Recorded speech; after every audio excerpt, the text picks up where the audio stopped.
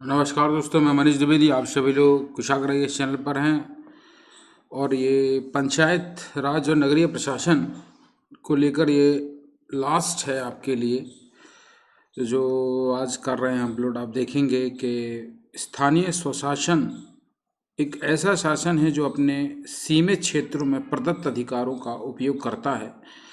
ये definition GDH कोल ने दी है और यही सबसे महत्वपूर्ण है, यही एग्ज़ाम में पूछी जाएगी। बहुत लोगों ने अलग अलग तरीके से इसको कहा है, लेकिन ये वाली जो डेफिनेशन है यही आपके अंतिम में जाएगी। तो GDH कोल का एक बड़ा नाम है, ये आप देख रहे होंगे। अब हम स्टार्ट कर लेते हैं। इसमें काफ़ी बड़ा है, स्थानीय स्वशासन को लेके दो पार्ट में बांटा है, ग्रामीण क्षेत्र, नगरीय क्षेत्र। ग्रामीण क्षेत्र में जिला पंचायत, ब्लॉक पंचायत, ग्राम पंचायत। नगरीय क्षेत्र में नगर निगम, नगर पंचायत, नगर पालिका।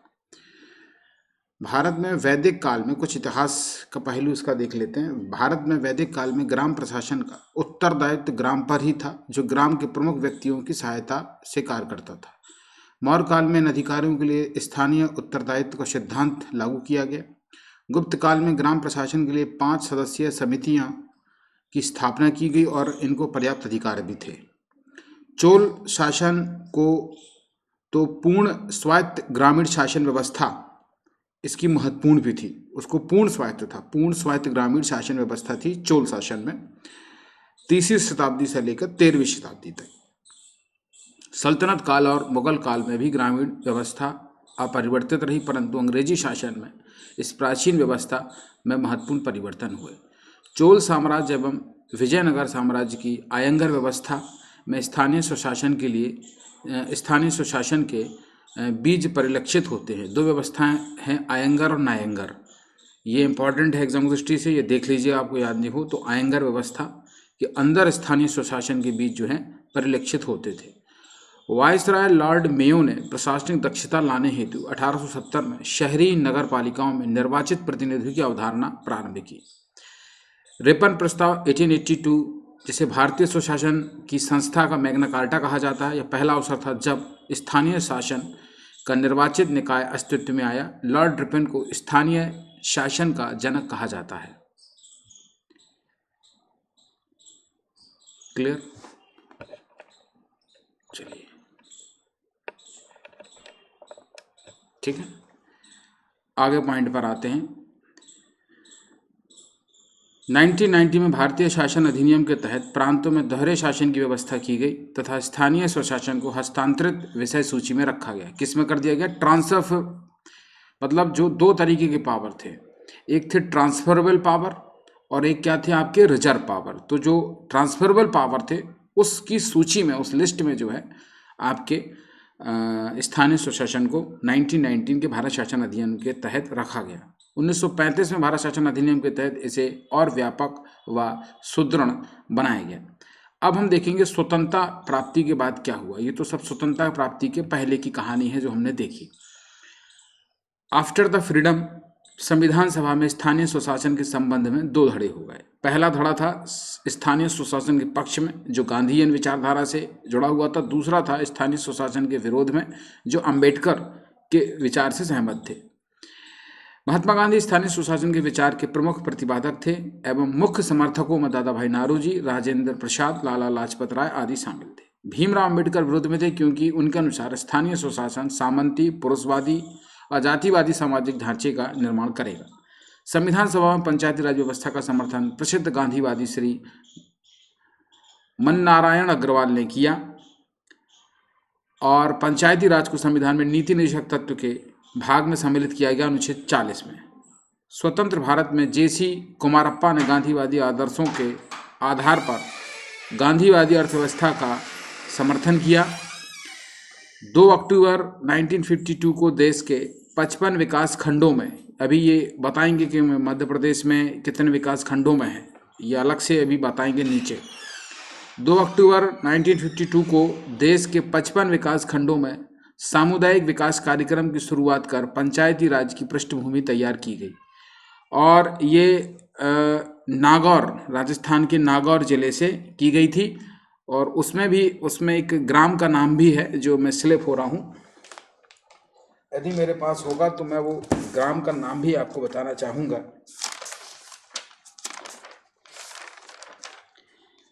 मैंने ही ये लिखा था आप लोगों के लिए कि ये काम आएगा, नहीं होगा तो मैं बाद में डाल दूंगा, मुझे मिल जाएगा तो ठीक है अभी, नहीं तो मैं इसको हाँ मिल गया है मुझे। बगदरी गांव 2 अक्टूबर 1959 को जो त्रिस्तरीय सॉरी 2 अक्टूबर 1952 को 55 विकास खंडों में सामुदायिक विकास कार्यक्रम की शुरुआत की गई। और इसमें जो है, इसमें जो वो 2 अक्टूबर 1952 को, और नागौर जिले में गांव का नाम है बगदरी। ठीक है, मुझे मिल गया है। गांव का नाम मैंने बोला है बगदरी, ये भी इंपॉर्टेंट है, पूछा जा सकता है। तो जो आरएसएस का एग्जाम कवर करते हैं राजस्थान पीएससी का, उनके लिए है बगदरी गांव, 2 अक्टूबर 1952। 1950 से लेकर 1992 तक की हम बात करेंगे, तक चरणबद्ध प्रयासों के बाद 74वें संविधान संशोधन द्वारा भारत में स्थानीय स्वशासन को संवैधानिक दर्जा मिला। पंचायती राज से संबंधित प्रमुख समितियों की बात करेंगे। ठीक है, बलवंत राय मेहता समिति 1957, घटना चक्र प्रकाशन की एक किताब आई है जिसमें आपका मध्य प्रदेश की संविधान व्यवस्था अलग से आई है, लगभग 45-50 रुपये की किताब है, उसमें सब कुछ दिया है। और उसमें असिस्टेंट प्रोफेसर को लेके भी इसी तरीके की पॉलिटी काफ़ी शॉर्ट एंड अच्छे तरीके से उसमें सम्मिलित किया है, और उसको मेरे अंदर ही जो है उसको लिखा गया, मेरे द्वारा ही इसको जो है लिखा गया है, और वो आपके काम आएगी जो आने वाले एग्ज़ाम है आबकारी का, और जो ये जो है आपका ग्रुप डी में, और जो एसआई का होगा। ठीक है, तो उसमें भी ये आपके काम आ जाएगी। इसके अलावा मध्य प्रदेश का अतिरिक्तांक जो एमपी की स्पेशल एमपी है का पूरा करंट 2 साल का, और एमपी का स्टैटिक जीके पूरा उसमें वो भी कवर करके दिया हुआ है। अब हम चरणबद्ध तरीके से पंचायती राज से संबंधित प्रमुख समितियों की बात करेंगे। किताब की आपने यदि बात की है तो ये किताब है, आपको दिख रही कि नहीं दिख रही, ये किताब है, यहाँ पर लिखा हुआ है।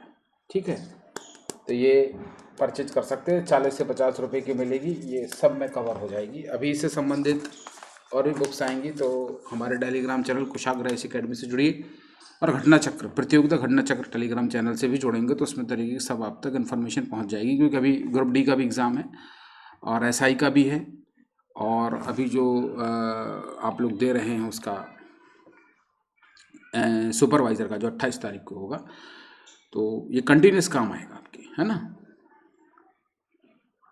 चलिए हम आगे बढ़ते हैं। बलवंत राय मेहता समिति सबसे महत्वपूर्ण है। यह समिति 1957 में बलवंत राय मेहता की अध्यक्षता में योजना आयोग द्वारा सामुदायिक विकास कार्यक्रम और राष्ट्रीय विस्तार सेवा कार्यक्रम के अध्ययन के लिए गठित की गई। नवंबर 1957 में समिति ने अपनी रिपोर्ट सौंपी जिसकी निम्नलिखित सिफारिशें थी। लोकतांत्रिक विकेंद्रीकरण एवं सामुदायिक विकास कार्यक्रम को सफल बनाने हेतु पंचायती राज व्यवस्था को शीघ्र प्रारंभ किया जाना चाहिए। समिति ने कहा पंचायतों को त्रिस्तरीय संरचना होनी चाहिए। ग्राम स्तर पर ग्राम पंचायत, मध्यवर्ती स्तर पर ब्लॉक पंचायत या पंचायती समिति, या उच्चतम स्तर पर जिला परिषद होना चाहिए। सरकार का इस न्यूनतम हस्तक्षेप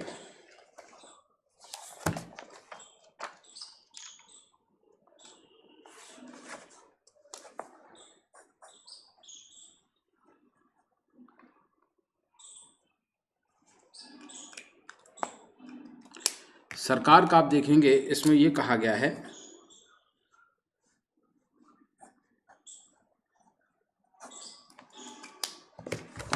जी, मैं सुधार किया यहाँ पर देखेंगे तो पंचायतों को त्रिस्तर होना चाहिए। सरकार का इसमें न्यूनतम हस्तक्षेप हो तथा वह केवल निरीक्षण, मार्गदर्शन एवं उच्च स्तर की योजना बनाने तक ही स्वयं को सीमित रखे। 2 अक्टूबर 1959 को राजस्थान के नागौर जिले में पंडित जवाहरलाल नेहरू द्वारा त्रिस्तरीय पंचायत का उद्घाटन किया गया। गांव मैंने आपको बताया था बगदरी 1959 है। सामुदायिक विकास कार्यक्रम स्टार्ट हुआ 1992 में, जो समिति ने रिपोर्ट दी उसके बाद जो है 2 अक्टूबर 1959 को राजस्थान के नागौर जिले में प्रारंभ किया गया पंडित जवाहरलाल नेहरू द्वारा। गांव का नाम है बगदरी से। शायद मैंने पहले 52 बोल दिया था तो उसको सुधार कर लीजिएगा, है ना, वो 1959 है। चलिए आगे बढ़ते हैं। इसके बाद 11 अक्टूबर 1959 को आंध्र प्रदेश के महबूब जिले में यह व्यवस्था आरंभ की गई। पुनः वर्ष 1960 में तमिलनाडु, कर्नाटका व असम में 1962 में। इसके बाद 11 अक्टूबर 1959 को आंध्र प्रदेश के महबूब जो नगर है, वो जिला है, में यह व्यवस्था आरंभ की गई। और 1960 में तमिलनाडु, कर्नाटक व असम में, 1962 में महाराष्ट्र में, 1963 में गुजरात में, 1964 में पश्चिम बंगाल में यह व्यवस्था लागू की गई। कालांतर में प्रदेश के लगभग सभी भागों में इस व्यवस्था को लागू कर दिया गया। तो कई बार क्या होता है कि अपन सिर्फ राजस्थान को याद कर लेते हैं और फिर भूल जाते हैं उसके बाद कहाँ लागू हुआ। तो याद रखना 11 अक्टूबर को आंध्र प्रदेश में, फिर तमिलनाडु, कर्नाटक, असम में, फिर महाराष्ट्र में, और उसके बाद फिर गुजरात में, और उसके बाद सबसे लास्ट में 1964 में पश्चिम बंगाल में, फिर उसके बाद कालांतर में धीरे धीरे होता गया। तो ये मैंने इसलिए फैक्ट बताया कि इंपॉर्टेंट है, क्योंकि आदमी उधर छोड़ देता है। 2 अक्टूबर 1959 के बाद वो छोड़ देता है, तो छोड़ना नहीं है। अशोक मेहता समिति की बात करेंगे। 13 सदस्यीय अशोक मेहता समिति का गठन पंचायती राज व्यवस्था में उत्पन्न कमियों को दूर करने के लिए किया गया था। इसमें निम्नलिखित अनुशंसाएं हैं। पंचायतों की संरचना द्विस्तरीय हो। इसमें प्रथम स्तर पर मंडल पंचायत, जिसमें 15 से 20 गांव शामिल हो, और द्वितीय स्तर पर जिला परिषद हो। न्याय पंचायत का गठन किया जाए। पंचायत का कार्यकाल 4 वर्ष का हो। ये विशेषता थी अशोक मेहता की, इन्होंने 4 वर्ष का कार्यकाल कहा था, याद रखिए। पंचायतों में दलीय आधार पर चुनाव हो, इन्होंने दल का फेवर किया था। पंचायती राज संस्थाओं को संवैधानिक स्वरूप प्रदान किया जाना चाहिए। मतलब इन्होंने ये बोला था कि इसको जिस तरीके से 73वें संविधान में है, कॉन्स्टिट्यूशन राइट हो उसको, और उसको संवैधानिक दर्जा प्राप्त हो। पंचायतों हेतु पृथक वित्त आयोग की व्यवस्था हो। अनुसूचित जाति और जनजातियों को उनकी संख्या के आधार पर प्रतिनिधित्व हो। कुछ बातें इनकी ठीक थी, बट 2 बातें नहीं मानी गई कि 4 वर्ष और दलीय वाली बातें। फिर जीवी के राव समिति 1985 में आई है। इस समिति के प्रमुख उद्देश्य निर्धारित उन्मूलन कार्यक्रम एवं ग्रामीण विकास से संबंधित प्रशासनिक ढांचे की समीक्षा करना था। इस समिति को कार्ड समिति के नाम से भी जाना जाता है। कार्ड समिति के नाम से भी जाना जाता है। जिला स्तर पर पंचायती राज संस्थाओं को ग्रामीण विकास कार्यक्रमों की योजना, क्रियान्वयन एवं निगरानी के संबंध में महत्वपूर्ण भूमिका निभाना चाहिए। जिला स्तर पर जिला विकास आयुक्त नामक पद सृजित करने की बात कही गई, और इस पद को जिलाधीश से वरिष्ठ एवं अनुभवी व्यक्ति को दिए जाने की बात कही गई। ये एक थोड़ा अलग इनका कॉन्सेप्ट था, देख लीजिए आप। जिला स्तर पर बोलेगा जिला विकास आयुक्त नाम का एक पद सृजित करो, और वो आपके कलेक्टर से भी क्या हो, बड़ा हो, और उस पर वरिष्ठ और कोई अनुभवी व्यक्ति को दिए जाने की बात कही गई। योजना की प्रवृत्ति को अत्यधिक विकेंद्रीकृत किया जाना चाहिए। पंचायतों को वित्तीय व्यवस्था को सुदृढ़ करने हेतु राज्य वित्त आयोग का गठन किया जाना चाहिए। कॉमन चीज आप देख रहे हैं, राज्य वित्त आयोग की बात सब कोई कह रहा है, विकेंद्रीकृत पे भी सब कोई जोर दे रहा है, ठीक है। फिर लक्ष्मी सिंघवी समिति 1986 में आ गई। वर्ष 1986 में ग्रामीण विकास मंत्रालय ने पंचायती राज व्यवस्था के सुधार के लिए एक अवधारणा पत्र प्रस्तुत करने हेतु इस समिति का गठन किया, और 1986 में इसने अपनी रिपोर्ट भी प्रस्तुत कर दी। लक्ष्मी सिंघवी समिति ने क्या कहा, पंचायतों में दलों की भागीदारी नहीं होना चाहिए। अशोक मेहता ने समर्थन किया, लक्ष्मी सिंघवी समिति ने खारिज कर दिया इसको। पंचायती राज संस्थाओं को संवैधानिक दर्जा प्रदान किया जाए, ये बात सही मानी। ग्रामीण न्यायालय या न्याय पंचायती को उचित व्यवस्था की जानी चाहिए। पंचायतों के चुनाव को निष्पक्ष रूप से एवं नियमित अंतराल पर करने के लिए राज्य के मुख्य निर्वाचन अधिकारी को उत्तरदायित्व दिया जाना चाहिए। प्रत्येक पंचायतों की समस्याओं एवं विवादों के निपटाने हेतु पंचायती राज अधिकरण की स्थापना की जानी चाहिए। केंद्र सरकार प्रत्येक राज्य हेतु एक राज्य वित्त आयोग का गठन करे, जो पंचायतों हेतु पर्याप्त वित्तीय व्यवस्था सुनिश्चित कर सके, ठीक है। पंचायतों की आर्थिक सुदृढ़ता हेतु उन्हें करारोपण की पर्याप्त शक्ति प्रदान की जानी चाहिए। फिर है पी.के. भुंगन समिति 1988। भुंगन समिति देखिए, इसमें जो लक्ष्मी सिंघवी समिति ने कहा वो आप देख लीजिए कि इसमें उन्होंने बस दलीय व्यवस्था का विरोध किया, बाकी वही सब चीज़ें कही हैं कि ये होना चाहिए, वो होना चाहिए, जो आज है आपके पास। भुंगन समिति ने पंचायती राज को संवैधानिक आधार देने का समर्थन किया, परंतु थुंगन समिति, जहाँ पर यहाँ युंगन समिति लिख गया, हालांकि सॉरी भुंगन नहीं है, वो थुंगन समिति है, गलत पढ़ गया मैं, है ना, गलत लिखा है, थुंगन समिति है। पी.के. थुंगन समिति 1998 की है, और थुंगन समिति ने भी पंचायती राज को संवैधानिक आधार देने का समर्थन किया, परंतु थुंगन समिति के अनुसार भारत में पंचायतों का संबंध सीधा संघ सरकार से होना चाहिए, अतः समिति ने पंचायती राज को राज्य का विषय नहीं माना। ये अलग इनका कॉन्सेप्ट था थुंगन समिति का। देखिए सबका एक अलग अलग है, वो चीज़ पकड़ लीजिए, बस एग्जाम में वही आएगी क्लॉजेज में। फिर बी.एन. गाडगिल समिति, इस समिति का गठन कांग्रेस पार्टी के भीतर किया गया तथा जिससे विभिन्न समितियों की रिपोर्ट पर विचार करने हेतु पंचायती राज कार्यक्रम से संबंधित सिफारिश देने के लिए कहा गया। ये BN गार्डिगल समिति हो गई। अब पंचायती राज व्यवस्था से संबंधित कुछ और समिति थी जो इंपॉर्टेंट नहीं है, सिर्फ जानना जरूरी है कि पंचायती राज की थी, जैसे बलवंत राय हो गए, अशोक मेहता हो गई, जीवी राव हो गई, LM सिंघवी समिति हो गई, संथानम समिति 1962 में हो गई और सादिक अली समिति 1964 में हो गई। ये 2 समितियां और हैं जो इससे जुड़ी हुई थी, बाकी आपने देख ही ली है, थुंगन उंगन समिति।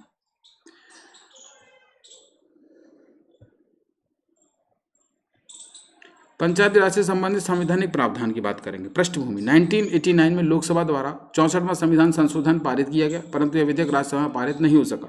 तत्पश्चात प्रधानमंत्री PV नरसिम्हा राव द्वारा 73वां संविधान संशोधन विधेयक प्रस्तुत किया गया, जिसे लोकसभा एवं राज्यसभा में क्रमशः 22 एवं 23 दिसंबर 1992 को पारित किया गया। मतलब प्रधानमंत्री कौन थे उस समय? PV नरसिम्हा राव।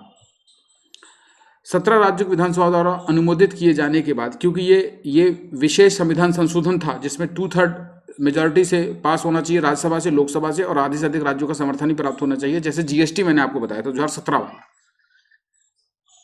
तो 17 राज्यों की विधानसभाओं द्वारा अनुमोदित किए जाने के बाद 20 अप्रैल 1993 को राष्ट्रपति ने इस विधेयक पर अपनी सहमति दी। एक एक तारीख याद रखिए, 20 अप्रैल 1993 को राष्ट्रपति ने इस विधेयक पर अपनी सहमति प्रदान की और 24 अप्रैल को 1993 को 73वां संविधान संशोधन पूरे देश में लागू हो गया।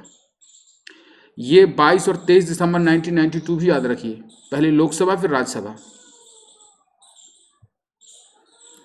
पंचायती राज राज्य सूची का विषय है। अब वो वाली बात कट गई जो थुंगन समिति ने कही थी कि इसको राज्य सूची का नहीं केंद्र सूची का विषय मानो। देखो किसने कहा था, मैं फिर बता देता हूँ आपको। देखो ये थुंगन समिति ने कहा था कि इसको सीधे संघ सरकार कर दो, यही एक अलग पॉइंट इसको बना रहा है, ठीक है। फिर इसी प्रकार एक एक अलग पॉइंट सबको बना लेगा। जैसे लक्ष्मी ने कहा कि दलगत राजनीति नहीं होना चाहिए, संवैधानिक दर्जा कॉमन था, न्याय ये भी कॉमन था। पंचायती राज को निष्पक्ष एवं रूप से एवं नियमित अंतराल पर कराए जाने की राज्य के मुख्य निर्वाचन अधिकारी को उत्तरदायित्व होना चाहिए, ये बात वही है। पंचायती राज समस्या विवाद निपटान में राज्य अधिकरण की स्थापना की जानी चाहिए। राज्य वित्तायोग गठन ये सबने कॉमन कहा है। तो एक ये हो गया, ये संघ सरकार को बोले, और दलीय भागीदारी नहीं होना चाहिए, दलीय भागीदारी अशोक मेहता बोले हैं, ठीक है। जीवी के राव में क्या अलग था? जिला आयुक्त विकास, इसको बोल्ड किया हूं मैं, पद बनाना चाहिए जो जिलाधीश से बड़ा हो, यही इनके में एक यूनिक पॉइंट था, बाकी इसके इनके में कोई यूनिक पॉइंट नहीं था। इसी प्रकार अशोक मेहता के में क्या था? 4 वर्ष का हो और क्या हो इसमें वो दलीय हो, ठीक है। ये अशोक मेहता जी ने कहा था। और 13 सदस्य अशोक मेहता समिति का गठन था, इसमें 13 लोग थे अशोक मेहता के में। और इन्होंने ये भी कहा था कि पंचायत की संरचना जो है 2 स्तरीय हो। तो 3 बातें अशोक मेहता ने अलग कहीं, 2 स्तरीय हो, दलीय हो और 4 वर्ष का हो, ठीक है। तो और बलवंत राय वाली बात यहाँ कर लेते हैं अपन। बलवंत राय जी की बात वही थी कि ये 3 स्तर पर हो, और 3 स्तर पर हो। इसके बाद क्या कहा बलवंत राय जी ने? अच्छा ये है, हाँ। तो बलवंत राय जी के अशोक मेहता ने उसमें ये कहा। तो ये मैंने कंपैरिजन बता दिया कि कैसे प्रश्न आ सकते हैं। हाँ, तो लक्ष्मी मिल की विशेषता ये थी कि ये आपके उसमें गठित की गई थी ग्रामीण विकास मंत्रालय के अंतर्गत 86 में। तो बस यही थोड़े थोड़े क्लॉजेस में जो है प्रश्न बनेंगे, और समितियां मैंने आपको यहाँ करा दी हैं। चलिए अब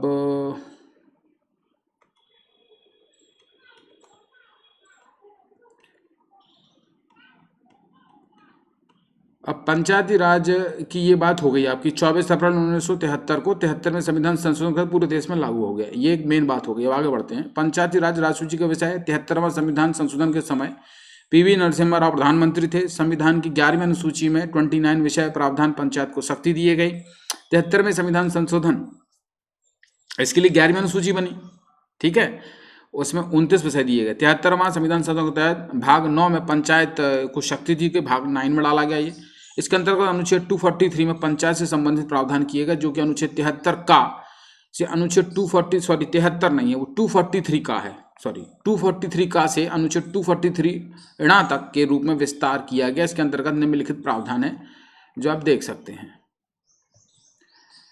अनुच्छेद 243 का में ग्राम सभा है। फिर खा में ABCD करके भी आप कर सकते हैं यदि हिंदी में दिक्कत आती है। तो का में ग्राम सभा है, खा में पंचायतों का गठन है, गा में पंचायतों की संरचना है, घा में अनुसूचित जाति और अनुसूचित जनजातियों का आरक्षण का प्रावधान है। तो का खा घा घा अंगा, ठीक है, का खा घा अंगा। हाँ, यहाँ पर मैंने अंगा वाला पार्ट नहीं लिखा है, ठीक है। अभी इंपॉर्टेंट के क्रम हमने बनाए हैं। तो का खा गा घा। फिर इसमें आ जाएगा चा छा जा झा, तो वो अंगा वाले में झा लिख गया है वहाँ पर, ठीक है। ये अंगा है, मतलब ABCDE है, ये है ना, अंगा है, पंचायतों का कार्यकाल है। फिर चा छा झा में सदस्यों की निहरता है, पंचायतों की शक्तियाँ प्राधिकार एवं उत्तरदायित्व है। चा छा जा पंचायतों के द्वारा कर आरोपित करने की शक्ति और पंचायतों की निधियां हैं। का खा गा जा झा, चा छा जा झा। झा में इंपॉर्टेंट राज्य वित्त आयोग का गठन किया गया, तो झा इंपॉर्टेंट है। यदि ABCD में कर लें तो ई के बाद FGHI, आई से आप यहाँ लगा सकते हैं इनकम, तो कहाँ से होगी, आयोग होगा उसके लिए। तो ABCDEFGHI जे पंचायतों की लेखाओं की संपरीक्षा, तो चा छा झा झा या पंचायतों की लेखाओं की संपरीक्षा।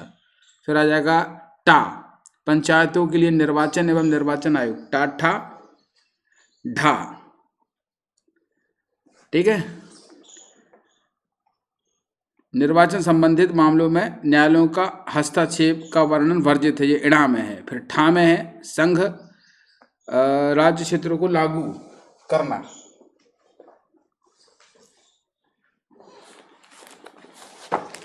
एक बार देख लेते हैं, इंग्लिश पे मैं चाहता हूं कि मैं आपको दे दूं एक बार, तो ये ठीक रहेगा। यहाँ मैंने लिखा है,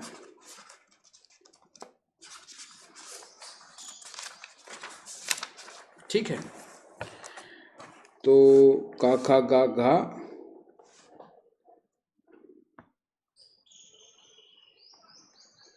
फिर चा छा जा झा या, फिर टा ठा ढा। इम्पोर्टेंट लिखे हैं मैंने, ठीक है। तो ये इम्पोर्टेंट लिखे हैं, तो इसीलिए उसमें मैंने इस क्रम ऐसा बनाया है। चलिए,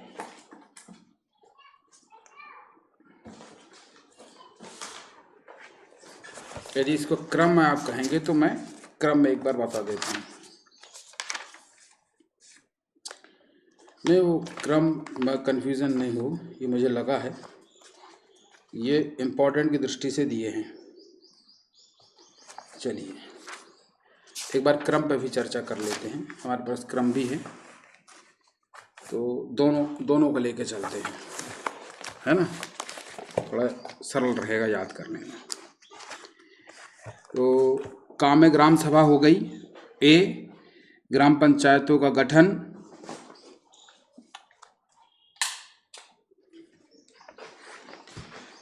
B में ग्राम पंचायतों का गठन, C में पंचायतों की संरचना, घ में स्थानों का आरक्षण, D ई में ई का खा गा अंगा, का खा गा घा अंगा, जो वहाँ जहाँ छा लिखा है वो छाही है, वो छाही है जहाँ पंचायतों की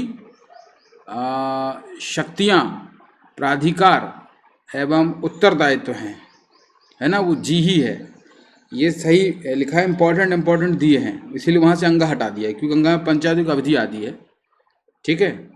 तो वो क्रम में नहीं है ना, बता दिया, वो सही लिखा हुआ है सब कुछ। का खा गा का छाही है। फिर चा में सदस्यों की निहरता है। फिर झा में पंचायत की शक्तियाँ प्राधिकार उत्तरदायित्व है ना, हाँ।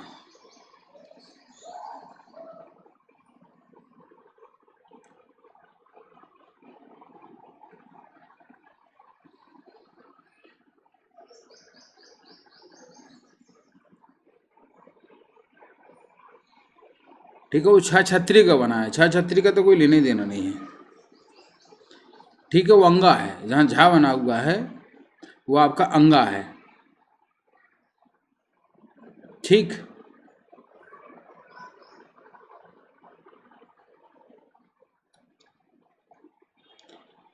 तो अब देख लेते हैं इसको।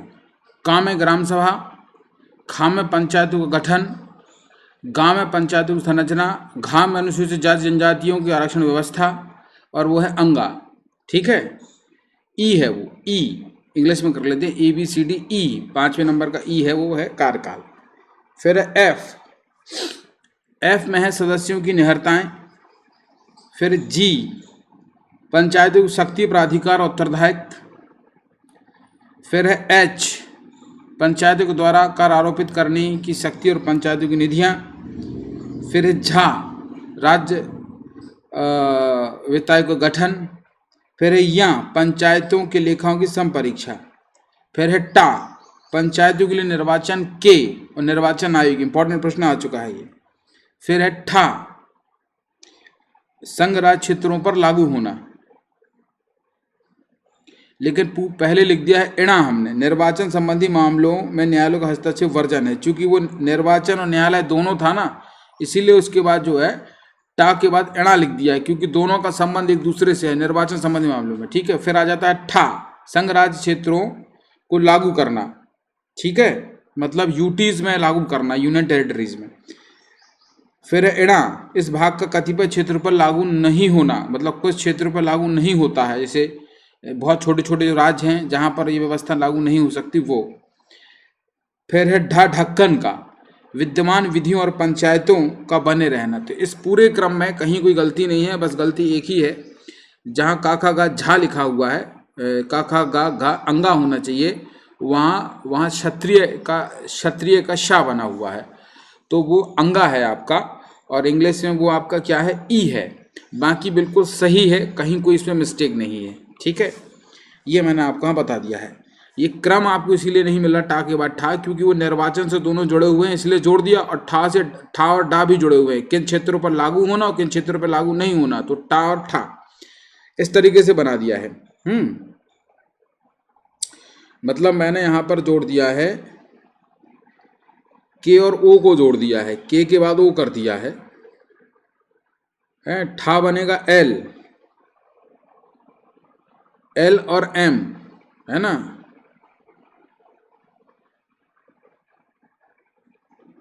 कतिपय क्षेत्र पर लागू नहीं होना, हाँ, और संघ पर लागू होना। ठीक है, तो ये बना दिया हमने, हाँ, और ढा आपका है ही।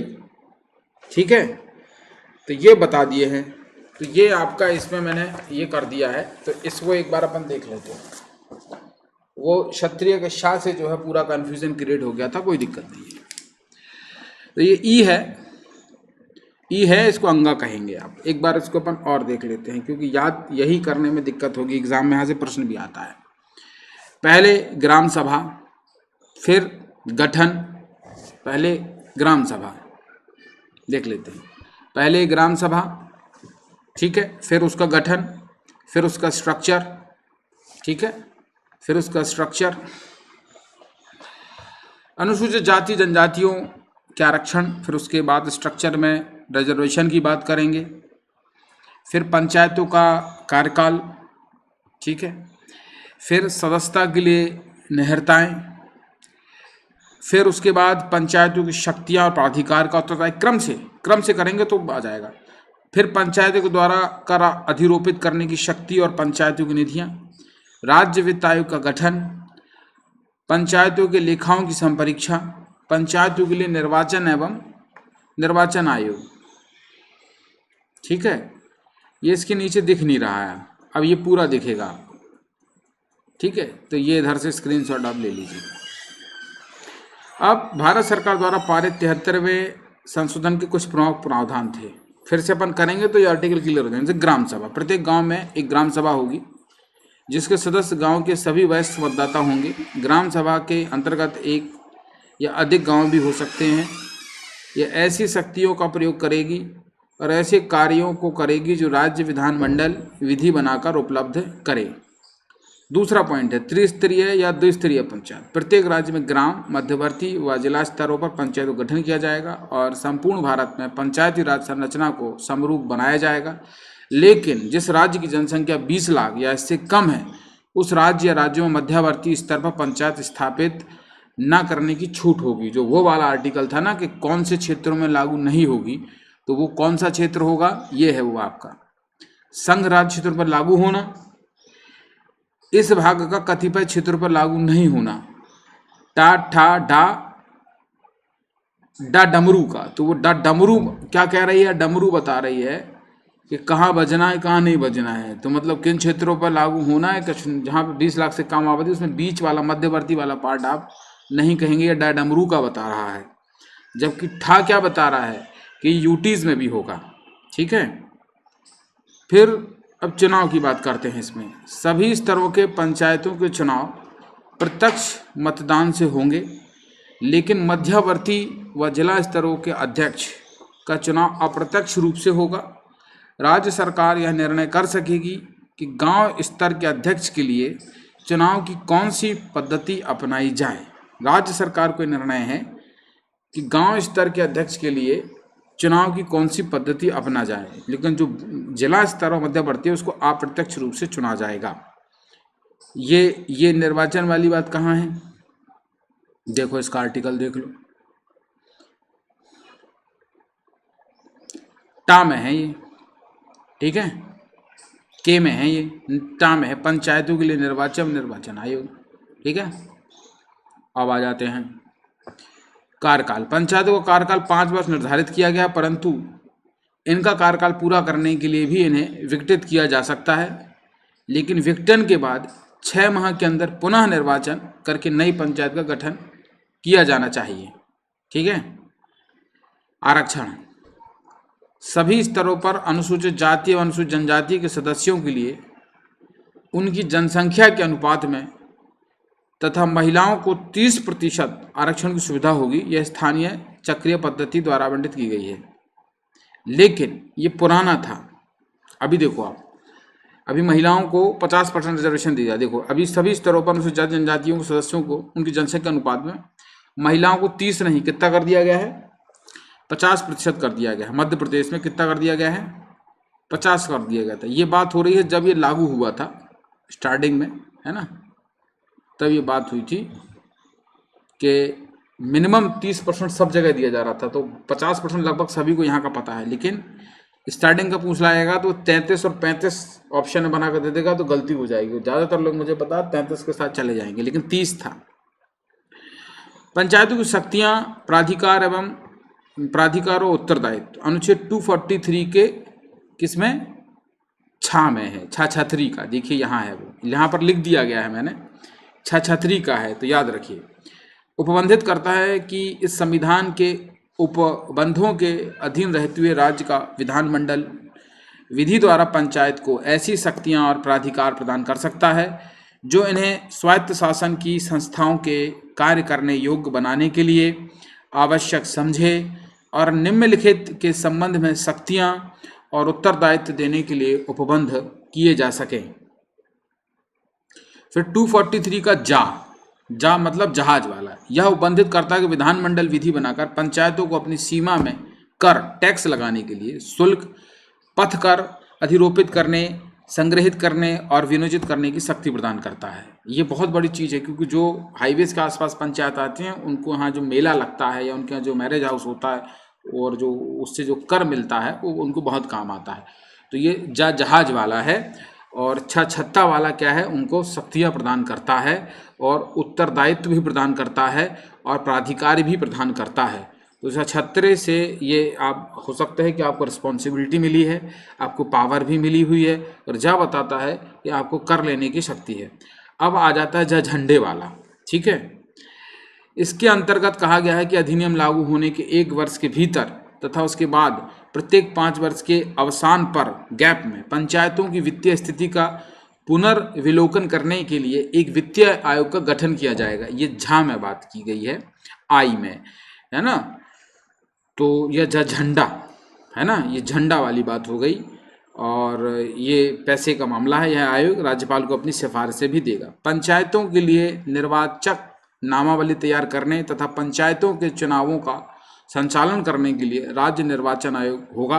इसे निर्वाचन पर अधीक्षण, नियंत्रण तथा निर्देशन का भी 3 शब्द याद रखना, क्रम लगाने आता है, अधीक्षण, नियंत्रण और निर्देशन। ठीक है, पंचायतों के सदस्य को चुने जाने का आयु 21 वर्ष है। विधानसभा के लिए 25 वर्ष है, लोकसभा के लिए भी 25 वर्ष है। राज्यसभा के लिए 30 वर्ष है, विधान परिषद के लिए 30 वर्ष है, राष्ट्रपति के लिए 35 वर्ष है और उपराष्ट्रपति के लिए भी 35 वर्ष है। प्रधानमंत्री के लिए कितनी है? 25 वर्षीय है। ठीक है। हाई कोर्ट के जज की मिनिमम कितनी बताई थी आपको? 40। लिखा कहीं नहीं है लेकिन ये व्यवहार में है। मैक्सिमम कितनी है? 62 है। सुप्रीम कोर्ट की मैक्सिमम कितनी है? 65 है। ठीक है, ये प्रश्न आ जाते हैं। मध्य प्रदेश में पंचायती राज का विकास एवं इतिहास जरा एक बार देख लेते हैं। अब ये मध्य प्रदेश का है, देश का नहीं है। 1962 से 1978 तक पंचायती राज का यहाँ क्या सिस्टम रहा? मध्य प्रदेश पंचायती राज अधिनियम 1962 के आधार पर सर्वप्रथम 1965 में ग्राम पंचायतों का गठन कर उन्हें प्रथम सामान्य निर्वाचन कराए। मतलब अपने यहाँ सबसे पहले 62 में आया और 1965 में ग्राम पंचायतों का गठन करके प्रथम सामान्य निर्वाचन कराए गए, लेकिन जिला एवं जनपद पंचायतों का गठन नहीं हो पाया। ठीक है। वर्ष 1970 में ग्राम पंचायतों के द्वितीय सामान्य निर्वाचन, ये मैं जो मध्य प्रदेश का बता रहा हूँ ना, ये आपको बहुत कम जगह मिलेगा, किताबों में नहीं है ये नहीं है, रेयर ऑफ रेयर किताबों में, और है भी तो क्रम से नहीं है, वो इधर इधर करके फैक्ट के रूप में यहाँ मैंने संकलित कर दिया। ठीक है। 1970 में ग्राम पंचायतों को द्वितीय सामान्य निर्वाचन हेतु सर्वप्रथम 1971 में खंड स्तर जनपद पंचायतों का गठन कर निर्वाचन कराए गए। 70 में द्वितीय सामान्य निर्वाचन हुआ। पहला कब हुआ? 65 में हुआ, दूसरा 70 में हुआ। 71 में खंड स्तर पर मतलब ब्लॉक लेवल पर जनपद पंचायतों का गठन कर निर्वाचन कराएगा। 90 देखो ये प्रश्न आ जाएगा कि कहाँ पर क्या हुआ है, यही गलती हो जाती है। आप सब आर्टिकल पढ़ के पूछ लिया उन्होंने, क्योंकि एमपी ओरिएंटेड है ना अपना। ठीक है, तो इस चीज का ध्यान रखें। चलिए,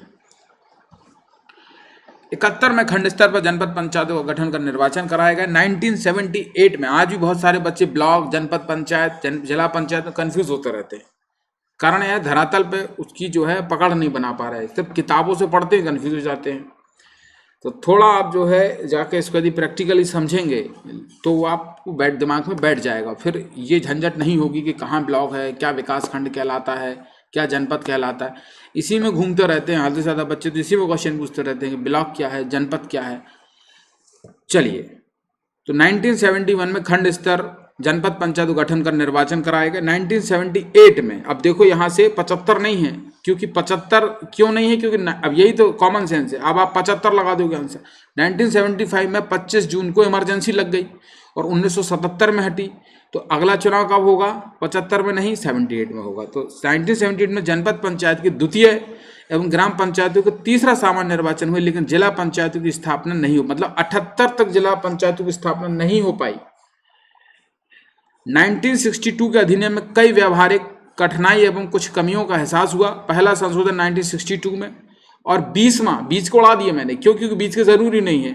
20वां संशोधन 1972 में हुआ। क्यों? क्योंकि अभी तक जिला पंचायत गठन नहीं हुआ, अब जिला पंचायत का होगा, इसलिए मैंने बीच के 1919 उड़ा दिया, 18 उड़ा दिए। 1978 में हुआ। इस अधिनियम में अनेक दोष एवं कमियां थी, जिसे कम करने के लिए 1981 में मध्य प्रदेश पंचायती राज अधिनियम 1981 में बनाया गया। अब 81 में अलग आ गया पंचायती राज अधिनियम 81। और 81 वाले ने क्या कहा वो देखो, ये इंपॉर्टेंट है। मध्य प्रदेश पंचायती राज अधिनियम 1981 में, इस अधिनियम में जो प्रमुख प्रावधान थे वो देखो। ग्राम पंचायत राज्य सरकार द्वारा प्राधिकृत किया गया कोई अधिकारी लिखित आदेश द्वारा ग्रामों के समूह, ठीक है, पंचायती राज में क्या होगा? राज्य सरकार द्वारा प्राधिकृत किया गया कोई अधिकारी लिखित आदेश द्वारा ग्रामों के समूह में। अब इसके बाद जो है ये आ गया कि अपना उस पर तीन फेज में जो है वो व्यक्ति अपना चला जाएगा। ठीक है, ये हो गया।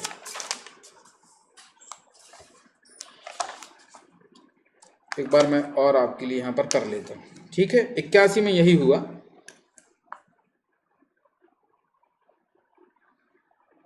राज्य सरकार द्वारा प्राधिकृत किया गया कोई अधिकारी लिखित आदेश द्वारा ग्रामों के समूह, यहाँ से नहीं है, ग्रामों के समूह या ग्राम के लिए ग्राम पंचायत स्थापित करेगा। वो यहाँ छूट गया है ना। राज्य सरकार द्वारा प्राधिकृत किया गया कोई अधिकारी लिखित आदेश द्वारा ग्रामों के समूह, ग्राम के लिए ग्राम पंचायत क्या करेगा? स्थापित करेगा। नंबर 2, जनपद पंचायत के लिए किसी क्षेत्र में मतदाताओं द्वारा किसी सदस्य का निर्वाचन न होने की दशा में प्राधिकृत अधिकारी ऐसे व्यक्ति को जो इस क्षेत्र से अन्यथा निर्वाचित होने के योग्य हो नियुक्त किया जा सकेगा। मतलब ये खंड स्तर पर, ब्लॉक पर वही बात हो गई। और इसमें अनुसूचित जाति जनजाति के लिए रिजर्वेशन का भी प्रावधान था। यदि किसी जनपद में अध्यक्ष का पद आरक्षित हो तो उपाध्यक्ष का पद सामान्य जाति का रहेगा और अध्यक्ष का पद आरक्षित होने की दशा में उपाध्यक्ष का पद इन वर्गों के लिए आरक्षित रहेगा। यह आगे अपन बात करेंगे अभी। फिर ये जिला पंचायत आ गई। फिर इसमें जो है जिला पंचायत आ गया कि जिला पंचायत के क्षेत्रांतर्गत आने वाली समस्त जनपद पंचायतों के अध्यक्ष, क्षेत्र के संसद सदस्य, क्षेत्र के समस्त विधानसभा सदस्य, जिला सहकारी केंद्रीय बैंक तथा जिला सहकारी भूमि विकास बैंक के अध्यक्ष जिला पंचायत के पदेन सदस्य होंगे।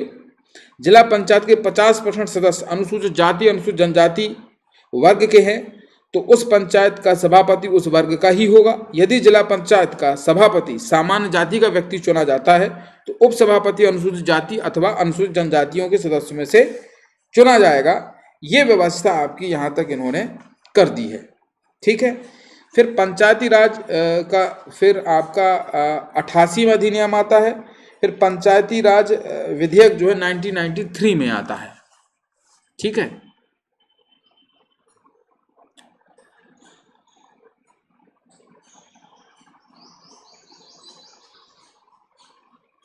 ये हो गया आपका।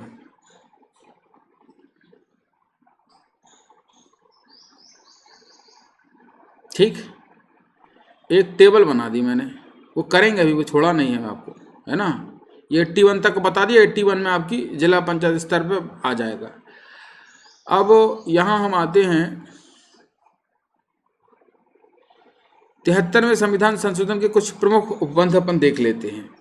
73वें संविधान संशोधन का संबंध पंचायती राज स्थानीय सुशासन से है, जो 243 से लेकर 243 तक है, तक पंचायती राज से संबंधित विभिन्न उपबंध किए गए। इसमें शामिल प्रमुख उपबंध इस प्रकार है। पंचायत, इसके अंतर्गत प्रत्येक ऐसी संस्था शामिल है जिसे अनुच्छेद 243 खा के गठन है ना, स्थानीय स्वशासन के लिए गठित किया जाएगा, चाहे नाम भिन्न भिन्न हो। ग्राम सभा 243 का में है कि ग्राम सभा में शक्तियों व कार्यों का वर्णन किया गया। इसमें कहा गया ग्राम सभा ग्राम स्तर पर ऐसी शक्तियों का प्रयोग और ऐसे कृत्यों का पालन कर सकेगी जो कि किसी राज्य के विधानमंडल द्वारा विधि द्वारा उपबंधित किए जाएं। ग्राम सभा कोई निर्वाचित निकाय न होकर राज्यपाल द्वारा अधिसूचित गांव या गांव का समूह है जिसके अंतर्गत वे सभी सदस्य आ जाते हैं जो वहां की मतदाता सूची में है। अब ग्राम सभा के सदस्य को लेकर प्रश्न उठता है, तो गांव के सभी लोग हैं जो वहां की मतदाता सूची में शामिल हैं।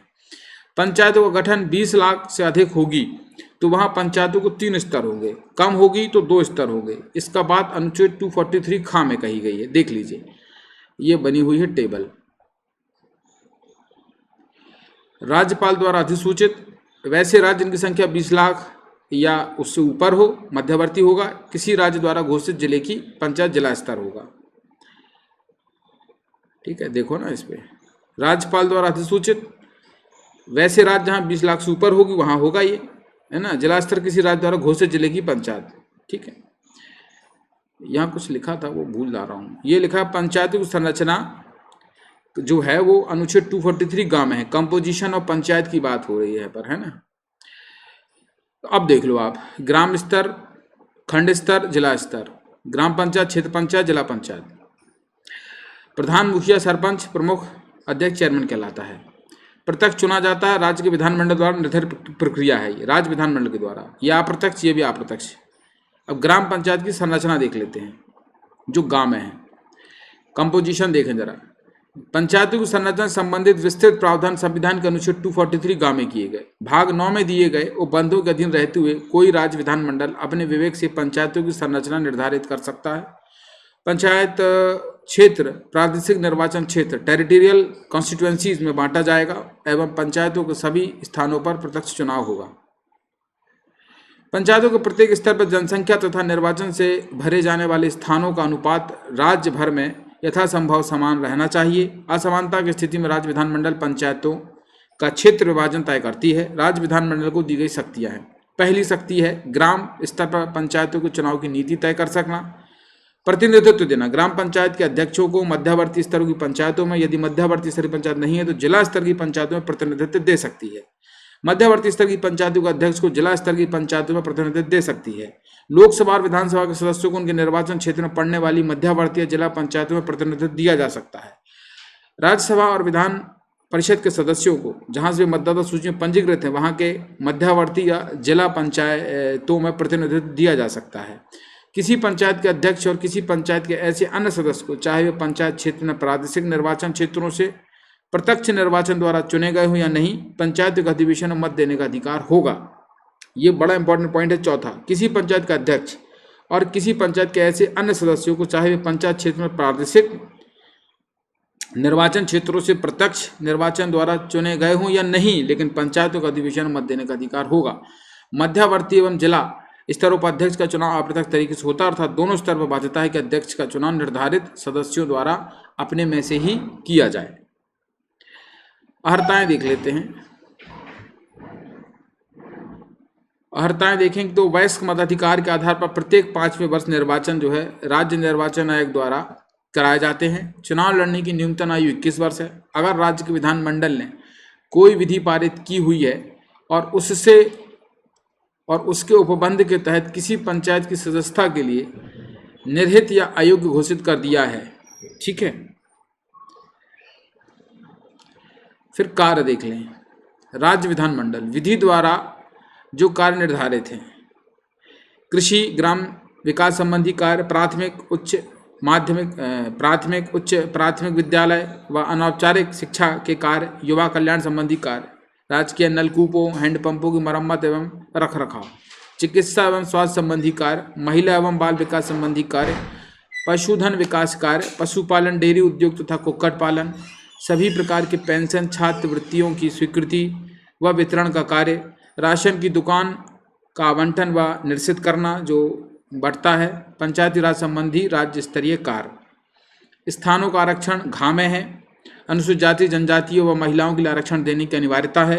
पिछड़े वर्गों को आरक्षण का फैसला राज्य विधानमंडल के स्वाभाविक पर है। महिलाओं के लिए प्रत्येक पंचायत में कम से कम 1/3 स्थान आरक्षित होना चाहिए मिनिमम। ये सभी राज्यों के लिए, मध्य प्रदेश में है 50%, लेकिन कुछ राज्यों में 30 है, कुछ में 50 है, तो उसमें बताएगा कि 1/3 तो होना ही चाहिए महिलाओं के लिए। राज्य विधानमंडल चाहे तो संख्या को बढ़ा सकती है, लेकिन कम नहीं कर सकती है। जैसे मध्य प्रदेश में बढ़ा के 50 कर दिया, लेकिन 1/3 से आप कम नहीं कर सकते हैं। ये इसके लिए स्ट्रिक्ट रूल दिया गया है। अनुसूचित जाति और जनजातियों के लिए प्रत्येक पंचायत क्षेत्र में उनकी जनसंख्या के अनुपात में स्थान आरक्षित किए जाएंगे। उपरोक्त तरह के आरक्षणों में स्थान चक्रानुक्रम रोटेशन पद्धति से आवंटन किए जाएंगे। अनुसूचित जाति और जनजातियों के लिए आरक्षित स्थान में कम से कम 1/3 सदस्य उसी वर्ग की महिलाओं के लिए आरक्षित होंगे। जैसे मान लीजिए 100 पंचायत है तो 1/3 33 34 हो गया, तो उसमें भी 30 40 मान लो, तो 40 का भी 1/3 में महिला होना चाहिए। रिजर्वेशन वाले में भी आरक्षण देने की उपरोक्त व्यवस्था ग्राम तथा अन्य स्तर के लिए भी की जाएगी। पदों में आरक्षण के संदर्भ में जैसे पंच का चुनाव होता है तो वहाँ भी रिजर्वेशन होगा। पदों में आरक्षण के संदर्भ में राज्य की कुल जनसंख्या को आधार बनाया जाएगा, जो कि स्थानों के आरक्षण के संदर्भ में पंचायत स्तर की कुल जनसंख्या के आधार से अलग हो। पंचायतों की अवधि आदि, ड्यूरेशन ऑफ पंचायत, अनुच्छेद 243E में, जिसको अंगा बोलते हैं, जो उसमें डाउट आ रहा था, हम सबको वहाँ पढ़ रहे थे। अब आर्टिकल मैंने बोला था, नीचे जाएंगे तो सब क्लियर हो जाएगा। पंचायतों की अवधि से संबंधित प्रावधान किए गए। प्रत्येक पंचायत चाहे वह किसी भी स्तर की हो, अपनी पहली बैठक में 5 वर्षों की अवधि तक बनी रहेगी। वह किसी भी स्थिति में इससे अधिक अवधि तक अस्तित्व में नहीं रहेगी। पंचायतों की अवधि पूर्ण होने से पहले नए चुनाव कराए जाएंगे। पंचायतों को समय प्रवृत्त किसी विधि के तहत 5 साल से पहले भी विघटित किया जा सकेगा। इसका अर्थ है कि यदि राज्य विधानमंडल ने पंचायतों से संबंधित अपनी अवधि में पंचायतों के विघटन की कोई रीति निर्दिष्ट कर रखी है तो उसके तहत किसी पंचायत को 5 वर्ष की अवधि पूर्ण करने से पहले विघटित किया जा सकेगा। किंतु यदि विधानमंडल ने उस विधि में कोई संशोधन किया है तो संशोधन के आधार पर कोई पंचायत अपनी निर्दिष्ट अवधि 5 वर्ष से पूर्व विघटित नहीं की जा सकेगी। अगर किसी पंचायत का विघटन उसकी 5 वर्ष की अवधि से पहले किया गया है तो 6 महीने के भीतर नए चुनाव कराए जाएंगे। पर अगर विघटन के समय पंचायत की शेष अवधि 6 माह से कम बची है तो नए चुनाव कराना अनिवार्य नहीं होगा। अगर समय पूर्व विघटन के कारण किसी पंचायत का चुनाव कराया जाता है तो ऐसी पंचायत सिर्फ शेष अवधि के लिए ही काम करेगी, ना कि आगामी 5 वर्षों के लिए। इस पॉइंट में एक पॉइंट बड़ा इंटरेस्टिंग है, आप ऊपर देखें। पंचायत को समय प्रवृत्त किसी विधि के तहत 5 साल से पहले भी विघटित किया जा सकेगा। इसका अर्थ है कि यदि राज्य विधानमंडल ने पंचायतों से संबंधित अपनी अवधि में पंचायतों के विघटन की कोई रीति निर्दिष्ट कर रखी है तो उसके तहत किसी पंचायत को 5 वर्ष की अवधि पूर्ण करने से पहले विघटित किया जा सकेगा। कंपलसरी नहीं है कि वो 5 साल डटी ही रहेगी, नीचे देखें। लेकिन किंतु यदि विधानमंडल ने उस विधि में कोई संशोधन किया है तो उस संशोधन के आधार पर कोई पंचायत अपनी निर्दिष्ट अवधि 5 वर्ष से पूर्व विघटित नहीं की जा सकेगी। फिर से पढ़ें, यदि विधानमंडल ने उस विधि में कोई संशोधन किया है, इस बात को बार बार दोहरा रहा हूं,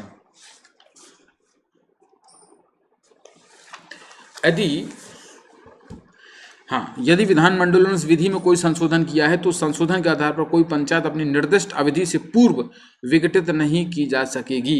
निर्दिष्ट अवधि क्या है? 5 वर्ष।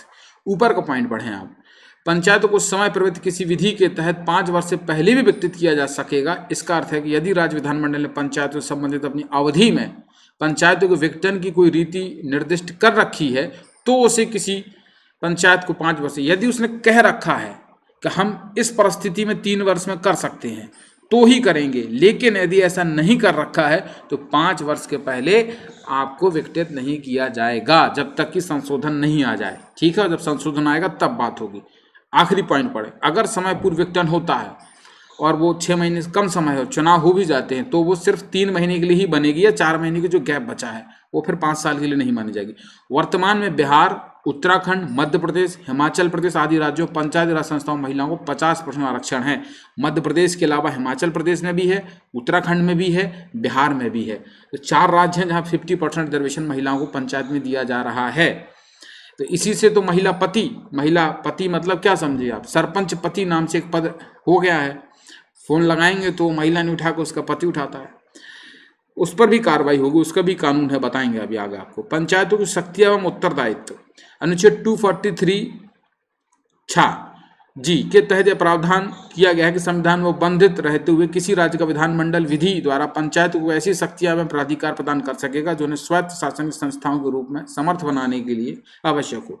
इसका आशय है कि पंचायत अपनी शक्तियों के लिए राज्य विधानमंडलों पर ही आश्रित है। इस अनुच्छेद में राज्य विधानमंडल द्वारा पंचायतों को उत्तरदायित्व का निर्धारण पंचायतों के उपरोक्त स्तर को ध्यान में रखकर किया जाता है, अर्थात आर्थिक विकास और सामाजिक न्याय के लिए योजना तैयार करना। आर्थिक विकास और सामाजिक न्याय की ऐसी स्कीमों में जो उन्हें सौंपी जाएं जिनके अंतर्गत वे स्कीमें भी हैं जो 11वीं अनुसूची में सूचीबद्ध विषयों से संबंधित है, कार्यान्वित करना। पंचायतों के वित्त से जुड़े प्रावधान, ये बात कही गई है झंडे में, है ना, आई में। ठीक है, तो प्रत्येक 5 वर्ष में राज्य वित्त आयोग गठन की शक्ति दी गई है, राज्य वित्त आयोग ही करता है, ये बता चुके हैं। पंचायतों की लेखा परीक्षा या में दी गई है, जे में दी गई है। ठीक है, पंचायतों को लेखा संबंधी प्रावधान किए गए। इसके अनुसार प्रत्येक राज्य विधानमंडल विधि द्वारा पंचायतों के खातों की देखरेख व लेखाओं की संपरीक्षा करेगा। ये बात किस में कही है? 243 या में, 243 जे में। राज्य निर्वाचन आयोग हम बता चुके हैं 243 टा में, के में है, जिसके तहत हम बता दें उसको क्या क्या करना है। प्रत्येक राज्य के लिए राज्य निर्वाचन आयोग होगा, जिसमें एक राज्य निर्वाचन आयुक्त होगा जो राज्यपाल नियुक्त करेगा। राज्यपाल को अधिकार होगा कि वह राज्य निर्वाचन आयुक्त की सेवा शर्तों तथा पदावधि को निर्धारण करे। यह नियम राज्य विधानमंडल के अधीन विधि द्वारा हो। राज्य निर्वाचन आयुक्त को उसी रीति और उन्हीं आधारों पर हटाया जा सकेगा जैसे कि उच्च न्यायालय के किसी न्यायाधीश को हटाया जाता है। राज्य निर्वाचन आयोग पंचायतों के सभी, इसको देखे जरा, इंपॉर्टेंट पॉइंट था, ये निकल गया, कहाँ गया, ये है। राज्य निर्वाचन आयोग पंचायतों के सभी चुनाव के लिए मतदाता सूची तैयार करने तथा पंचायतों के सभी चुनाव के संचालन के लिए उत्तरदायी होता है। इसका उल्लेख अनुच्छेद 243 ऋणा के तहत न्यायालयों के हस्तक्षेप को निर्वाचन संबंधी मामलों से दूर रखा गया है। ठीक है, न्यायालयों के हस्तक्षेप को, न्यायालय का हस्तक्षेप है को निर्वाचन संबंधी मामलों से क्या है, दूर रखा गया है। ऋणा में बात कही गई है, ओ में। 73वें संविधान संशोधन के तहत अनिवार्य एवं विवेकाधीन उपबंध भी कुछ हुए हैं। अनिवार्य क्या है वो देख लेते हैं, मैंडेटरी प्रोविजंस क्या है वो देखेंगे, और फिर आर्बिट्री प्रोविजंस क्या है वो है। इसको बोलते हैं विवेकाधीन उपबंध और एक बोलते हैं अनिवार्य उपबंध। मैंडेटरी प्रोविजंस और आर्बिट्री प्रोविजंस। तो what are the mandatory provision for panchayat, वो देख लेते हैं। ठीक है, तो ग्राम सभा का गठन करना ये मैंडेटरी है। पंचायतों के गठन की त्रिस्तरीय व्यवस्था ये भी मैंडेटरी है। पंचायतों को प्रत्येक स्तर पर सभी सीटों के लिए प्रत्यक्ष चुनाव, मध्यवर्ती जिला स्तर उपाध्यक्ष के लिए अप्रत्यक्ष चुनाव, सभी स्तरों पर अनुसूचित जाति जनजातियों के लिए जनसंख्या के अनुपात में रिजर्वेशन, सभी स्तरों पर महिलाओं को कम से कम 1/3 आरक्षण देने की बाध्यता, 5 वर्ष के निश्चित कार्यकाल तथा विघटन की स्थिति में 6 माह के भीतर ही पुनः चुनाव कराने की बाध्यता, राज्य निर्वाचन आयोग के गठन की बाध्यता, हर 5 में राज्य वित्त आयोग के गठन की बाध्यता, चुनाव लड़ने की न्यूनतम आयु 21 वर्ष है। ये सब आप मैंडेटरी है, इसको बदल। अब आर्बिट्री देख लेते हैं, जो हम छोड़ सकते हैं, अप्रत्यक्ष हैं। विधायकों व सांसदों को मध्यवर्ती और जिला स्तर की पंचायतों में सदस्यता देना अथवा ना देने की शक्ति, ये आर्बिट्री है, जरूरी नहीं है। अन्य पिछड़ा वर्गों की आवश्यकता और रिजर्वेशन की व्यवस्था व उनकी मात्रा में निर्धारण करने की शक्ति, ये भी राज्य विधानमंडल के लिए विवेकाधीन उपबंध में है, ये मजबूरी नहीं है उनकी। महिलाओं को 1/3 से अधिक आरक्षण देना या न देना, अधिक देना, कम नहीं, ठीक है, ज्यादा। 11वीं अनुसूची में उल्लिखित विषयों में से किन विषयों को सौंपा जाए अथवा नहीं, ये भी है। पंचायतों की वित्तीय स्थिति को मजबूत करने हेतु करारोपण की शक्ति है या नहीं, देना है कि नहीं देना, ये भी, और कितना लगाना है, ये भी तय कर सकती है। यह निर्णय करना कि पंचायतों को कितना अनुदान दिया जाए, ये भी इनका विवेकाधीन शक्ति है। ये नहीं है कि आप हर पंचायत को 50 लाख देना है, ऐसा कोई ज़रूरी नहीं है। 50 लाख भी दे सकती है, और पंचायत बड़ी है तो 2 करोड़ भी दे सकती है, 5 करोड़ भी दे सकती है, और देने को तो 25 लाख भी देगी। अब क्षेत्र पंचायत समिति बात कर लेते हैं ब्लॉक लेवल पर। ब्लॉक लेवल में क्या प्रावधान है? यह स्थानीय ग्रामीण स्वशासन की मध्यवर्ती इकाई होती है तथा इसे ग्राम पंचायत जिला परिषद के मध्य की कड़ी के रूप में जाना जाता है। क्षेत्र पंचायत सदस्यों का निर्वाचन ग्राम सभा सदस्यों द्वारा प्रत्यक्ष निर्वाचन होता है। मतलब इसका जो मेंबर बनता है वो 4 गांव 5 गांव से मिलकर एक मेंबर बनता है। एक मोटा मोटा आपको बता रहा हूँ। ग्राम सभा सदस्यों द्वारा, ग्राम सभा सदस्य कौन होते हैं? वही मतलब गांव के मताधिकार, जो जिनको वोट डालने का अधिकार है, वे सदस्य अपने ही सदस्यों में से अध्यक्ष, अब जो सदस्य चुन गए 20, उसमें से एक अध्यक्ष बन जाएगा। इस समिति का कार्यकाल 5 साल का होता है एवं समय पूर्व भंग होने की स्थिति में है चुनाव 6 माह के भीतर ही होता है। सेम है, बस इसमें वही बात है, नॉर्मल है। इस समिति के कार्य निम्नलिखित है: ग्रामीण विकास हेतु योजना में कार्यक्रमों का क्रियान्वयन एवं मूल्यांकन करना, बीज केंद्रों का संचालन नियंत्रण में वितरण, प्राथमिक स्वास्थ्य केंद्रों का संचालन, ऋण की व्यवस्था, कृषि कार्य हेतु तथा कुटीर व लघु उद्योग का प्रोत्साहन, शौचालयों का निर्माण, गोबर गैस तथा निर्धूम चूल्हों का विकास, कीटनाशक दवाओं का वितरण। आय के क्या स्रोत हैं इसमें? क्षेत्र पंचायत समिति के आय के स्रोत इस प्रकार हो सकते हैं: राज्य सरकार से प्राप्त अनुदान पहला है, स्थानीय कर है, मंडियों से प्राप्त शुल्क है, दान व चंदे हैं, जिला पंचायत द्वारा प्राप्त अनुदान है, घाटों एवं मेलों से प्राप्त आय है, केंद्र एवं राज्य द्वारा क्रियान्वित योजनाओं से संचालित दी होती राशि है इसमें।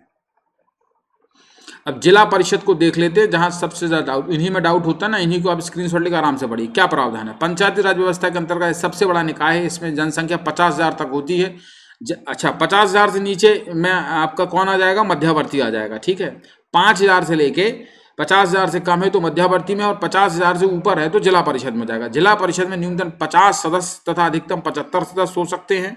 और उसमें नियम क्या था? 20 वार्ड, ठीक है ना, 20 वार्ड, 20 के बाद उसमें फिर है 35 वार्ड, और 20, 25 और 35, ठीक है, ऐसा है, वो बताऊंगा अभी, यहाँ लिखा हुआ है।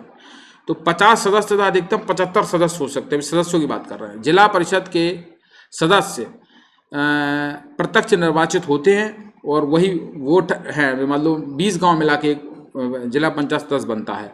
अब अध्यक्ष जो है उन्हीं सदस्यों में से एक चुना जाता है अप्रत्यक्ष तरीके से। निर्वाचित सदस्यों की संख्या जिलाधिकारी द्वारा निश्चित की जाती है। जिले के सभी पंचायत समितियों के प्रमुख लोकसभा सांसद तथा राज्य विधानमंडल सदस्य इसके सदस्य होते हैं। इसका कार्यकाल 5 वर्ष होता है। विकसित होने के बाद 6 माह के भीतर निर्वाचन कराना अनिवार्य है। कार्य इसका वही है: कृषि संबंधी, पशुपालन संबंधी, ग्राम नियोजन, जन स्वास्थ्य तथा शिक्षा के लिए कार्य करना, प्राकृतिक आपदाओं वाले क्षेत्रों के लिए विशेष कार्यक्रम का निर्माण करना, राज्य सरकार से प्राप्त अनुदानों को पंचायत समितियों में वितरित करना एवं पंचायत समिति के बजट में। इसमें ज्यादा कुछ है नहीं। आय के स्रोत वही हैं: केंद्र और राज्य सरकार के द्वारा जो प्राप्त अनुदान है, जिला व क्षेत्रीय पंचायतों से जो की गई वसूली है, राजस्व का भाग है, हिस्सा है, अखिल भारतीय संस्थाओं से प्राप्त अनुदान है, प्रशासनिक ट्रस्टों से प्राप्त आय है, चुंगी मेले आदि में लगने वाली दुकानों से है, वित्तीय आयोग से अनुदान प्राप्त है। अनुसूचित जाति अनुसूचित क्षेत्रों में पंचायती राज के विस्तार की बात करेंगे। Extension of panchayati raj in schedule areas. 73वें संविधान संशोधन अधिनियम में तय किया गया था कि 1 वर्ष के भीतर अनुसूचित जनजातीय क्षेत्रों में पंचायती राज का विस्तार किया जाएगा, किंतु केंद्र सरकार द्वारा कोई ठोस कदम नहीं उठाया गया। केवल 8 राज्य उस समय अनुसूचित क्षेत्र धारक थे। बाद में मध्य प्रदेश के अलावा मध्य प्रदेश से अलग हुआ छत्तीसगढ़ भी इसमें शामिल हो गया, और अब इनकी संख्या 10 हो गई है। और ये 10 राज्य निम्नलिखित है: आंध्र प्रदेश है, उड़ीसा है, छत्तीसगढ़ है, गुजरात है, हिमाचल प्रदेश है, झारखंड है, महाराष्ट्र है, मध्य प्रदेश है, राजस्थान और तेलंगाना। याद रखना, ये 10 राज्य इंपॉर्टेंट है एग्जाम की दृष्टि से। कई लोगों को गुजरात उत्तर नहीं लगेगा क्योंकि उन्हें लगता है गुजरात बहुत डेवलप, वहाँ आदिवासी नहीं होंगे, वहाँ भील समुदाय है और भी कई समुदाय है वहाँ पर। इसके अलावा महाराष्ट्र में भी लोगों को डाउट लग सकता है, लेकिन आप देखेंगे जो विदर्भ का क्षेत्र वहाँ बहुत सारे आदिवासी रहते हैं। इसके अलावा तेलंगाना भी लग सकता है आपको, बट तेलंगाना में भी बहुत सारे आदिवासी रहते हैं। चलिए, वर्तमान में अनुसूचित क्षेत्र धारकों को राज्यों में सम्मिलित 10वां राज्य जो है, आखिरी जो है 10th है, वो तेलंगाना है। अब ये परिभाषाएं दी हैं फिर से 243 के, जो आपने ऊपर नीचे हुआ था, आप यहाँ से देख लीजिए। मैंने बोला था नीचे सब दिया है। का में ग्राम सभा, खा में पंचायतों का गठन, गा में पंचायत संरचना, घा में स्थानों का आरक्षण, अंगा में पंचायतों का विधि आदि, चा में सदस्यों की निर्भरता, छा में पंचायतों की शक्तियां, प्राधिकार, उत्तरदायित्व, जा में कर लगाना, झा में राज्य वित्त आयोग का गठन करना, या में पंचायतों की लेखा, टा में पंचायतों के लिए निर्वाचन, ठा में संघ राज्य क्षेत्रों को लागू होना, डमरू में कतिपय क्षेत्रों पर लागू होना, और ढा में विद्यमान विधियों और पंचायतों को बने रहना, और डा में निर्वाचन संबंधी मामलों से दूर रहना।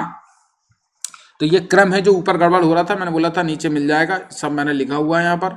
अब जो इंपॉर्टेंट एक चीज थी वो थी 93वां संविधान संशोधन। 81 में छोड़ दिया था, 81 के बाद 88 में, 88 का लास्ट हुआ था 93 में, उसके बाद फिर ये लागू हो गया।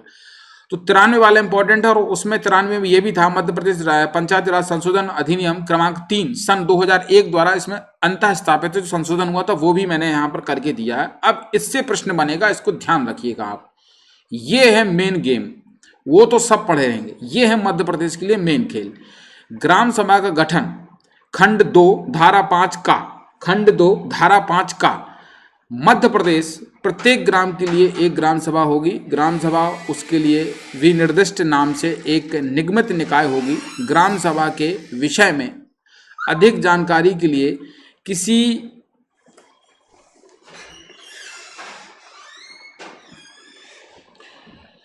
प्रत्येक ग्राम के लिए एक ग्राम सभा होगी। ग्राम सभा उसके लिए विनिर्दिष्ट नाम से एक निगमित निकाय होगी। ग्राम सभा के विषय में अधिक जानकारी के लिए इसी अध्याय में ग्राम स्वराज शीर्षक के अंतर्गत पढ़ें। ठीक है, फिर ग्राम सभा खंड 2 धारा 5 हो गई है ना। ग्राम स्तर पर पंचायत क्षेत्रों के भीतर समाविष्ट किसी राजस्व ग्राम या वन ग्राम से संबंधित निर्वाचक नामावलियों में रजिस्ट्रीकृत व्यक्तियों से मिलकर बनने वाला कोई निकाय। पहला वाला क्या है, ग्राम सभा उसके लिए विनिर्दिष्ट नाम से एक निगमित निकाय होगी। ग्राम सभा के विषय में अधिक जानकारी के लिए इसी अध्याय में ग्राम स्वराज शीर्षक के अंतर्गत पढ़ें इसको। ठीक है, ग्राम पंचायतों की स्थापना, ग्राम पंचायत की स्थापना खंड 3 धारा 10 73वें संविधान संशोधन। ग्राम पंचायत गठन के लिए ग्राम समूह ग्रामों के रूप में अधिसूचित करने का प्रावधान है, और इसका गठन राज्यपाल द्वारा होगा। ग्राम सभा का सदस्य प्रत्येक वह व्यक्ति होगा जिसका मतदाता सूची में नाम हो, ये बात अपन को बता चुके हैं। ठीक है, ये खंड 3 होगा, धारा 10 होगी। पंचायतों का निर्वाचन क्षेत्रों में विभाजन, ये भी खंड 3 है, धारा 12, 23 और इसमें होगा। ठीक है, 1000 तक की आबादी, यहां से इंपॉर्टेंट है, चौथे पॉइंट से देखिए। 1000 तक की आबादी वाली ग्राम पंचायत में कम से कम 10 वार्ड होंगे। यदि कोई गांव है जहां पर 1000 की आबादी है, ये महत्वपूर्ण, यहां से प्रश्न आएगा, ध्यान दे लीजिए, नहीं तो फिर गलती हो जाएगी। प्रश्न यहीं से आना है। 1000 तक की आबादी वाली ग्राम पंचायत में कम से कम 10 वार्ड होंगे। 1000 से ऊपर वाली आबादी है तो उसमें मैक्सिमम 20 वार्ड होंगे, और सभी वार्डों की जनसंख्या सामान्यतः एक सी ही होगी। अब आते हैं जनपद पंचायत पे। प्रत्येक 5000 की आबादी के लिए एक निर्वाचन क्षेत्र होगा। जैसी आबादी 5000 हो जाएगी वहां जनपद पंचायत बनेगा, परंतु जहां खंड की जनसंख्या 50000 से कम है वहां कम से कम 10 निर्वाचन क्षेत्र होंगे। 5000 से 50000 के बीच में, 50000 से कम है वहां कितने बनेंगे, 10।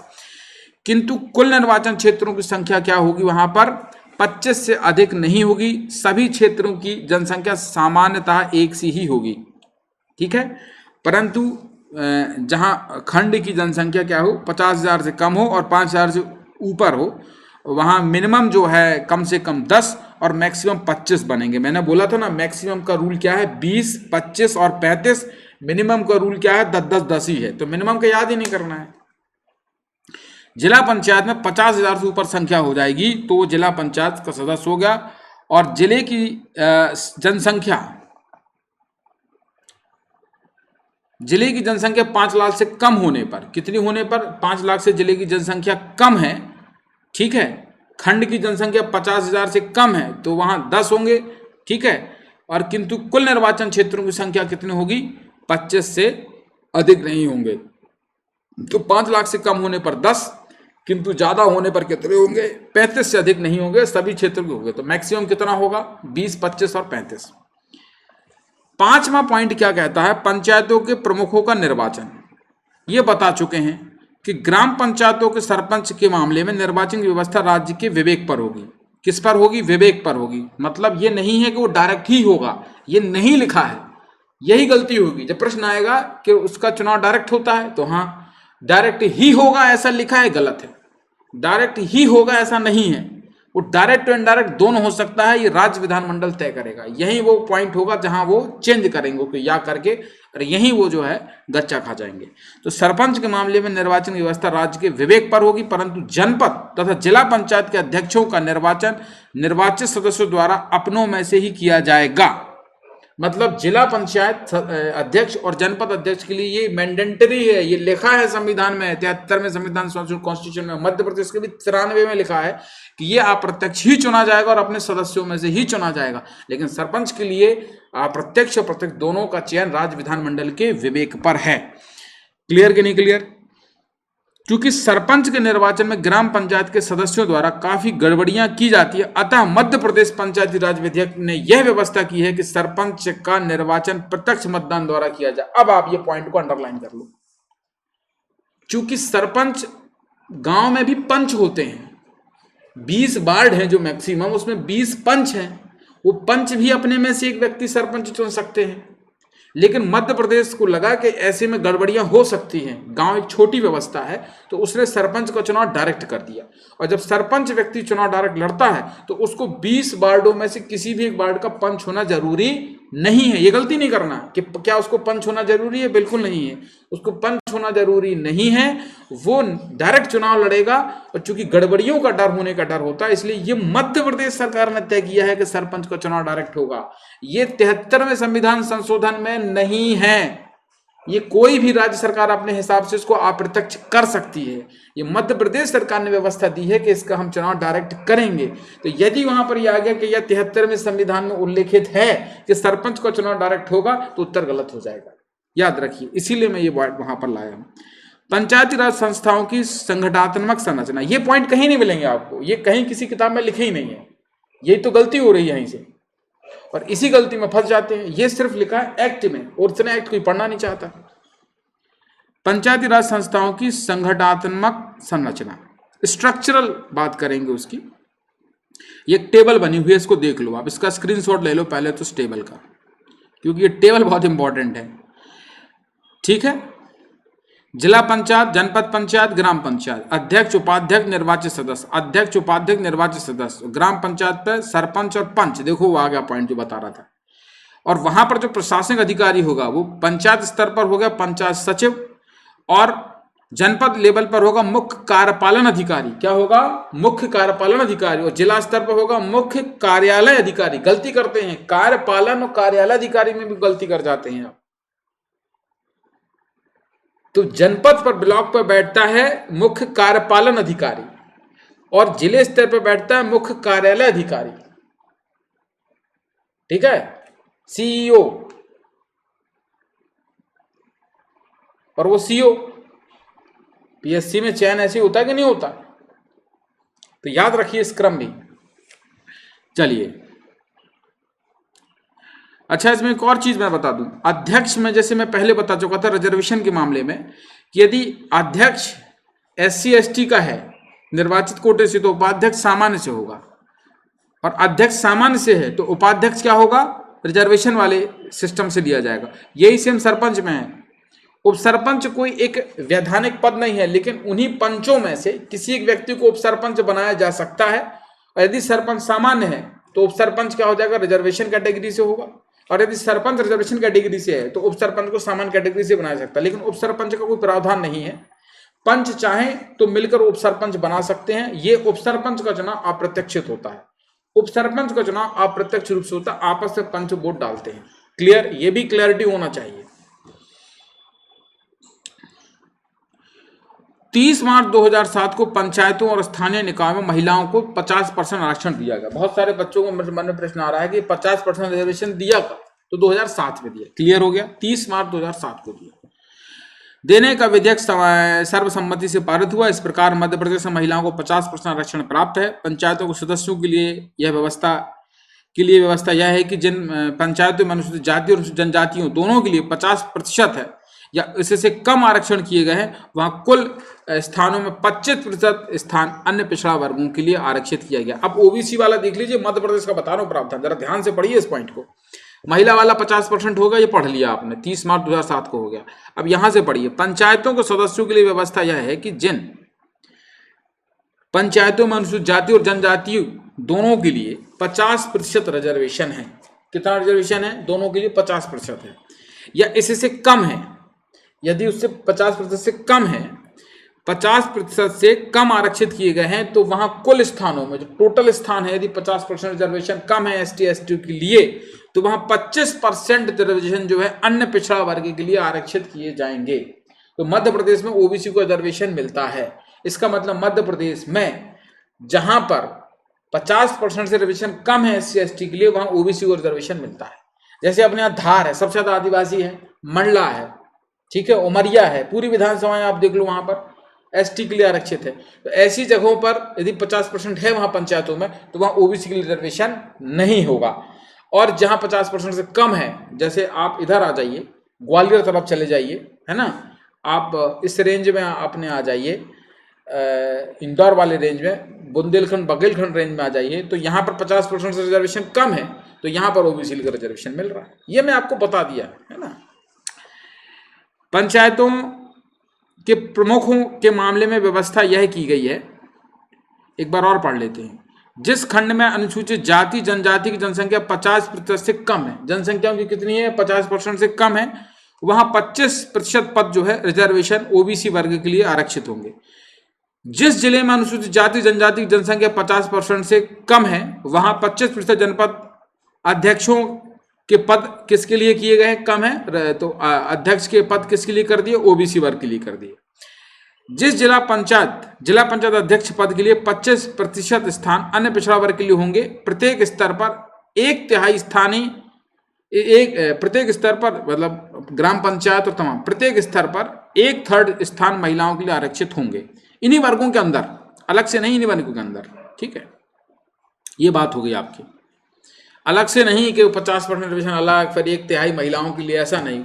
उसी रिजर्वेशन के अंदर जैसे 50 सीट एससी के लिए है, तो उसी 50 में से 50 मेल नहीं होंगे, उन्हीं 50 जो मेल हैं, तो उन्हीं 100 सीटों में से 100 सीट रिजर्वेशन हो गई, तो उसमें से 33 सीट जो है महिलाओं के लिए चली जाएगी, उन्हीं के कोटे से, अलग से नहीं, उन्हीं के कोटे से। ठीक है, ये एक कॉमन होगा। देखिए आप, तो ये हो गया। आप सभी पंचायतों का कार्यकाल अपने प्रथम सम्मेलन से 5 वर्ष का होगा, जब तक समय के पूर्व किसी विधिक प्रक्रिया द्वारा उसे हटाया ना जाए, मतलब अविश्वास प्रस्ताव द्वारा। ठीक है, विघटित होने पर 6 भीतर के चुनाव हो जाएंगे। ग्राम, जनपद और जिला पंचायत के निर्वाचन की प्रक्रिया पूर्ण होने के प्रकाशन की तिथि में 30 दिन के भीतर प्रथम सम्मेलन करना चाहिए। जो चुनाव हो गया तो 30 दिन के अंदर पहली बार जो है बैठक होना चाहिए, नहीं तो वो खराब हो जाएगा आपका। अब इसमें एक लाइन मैंने और जोड़ी थी, यहां पर देख लीजिए। 1/3 स्थान महिलाओं के लिए आरक्षित होंगे। समस्त आरक्षित पदों का आवंटन चक्रानुक्रम के तहत होगा, रोटेशनल वे में होगा।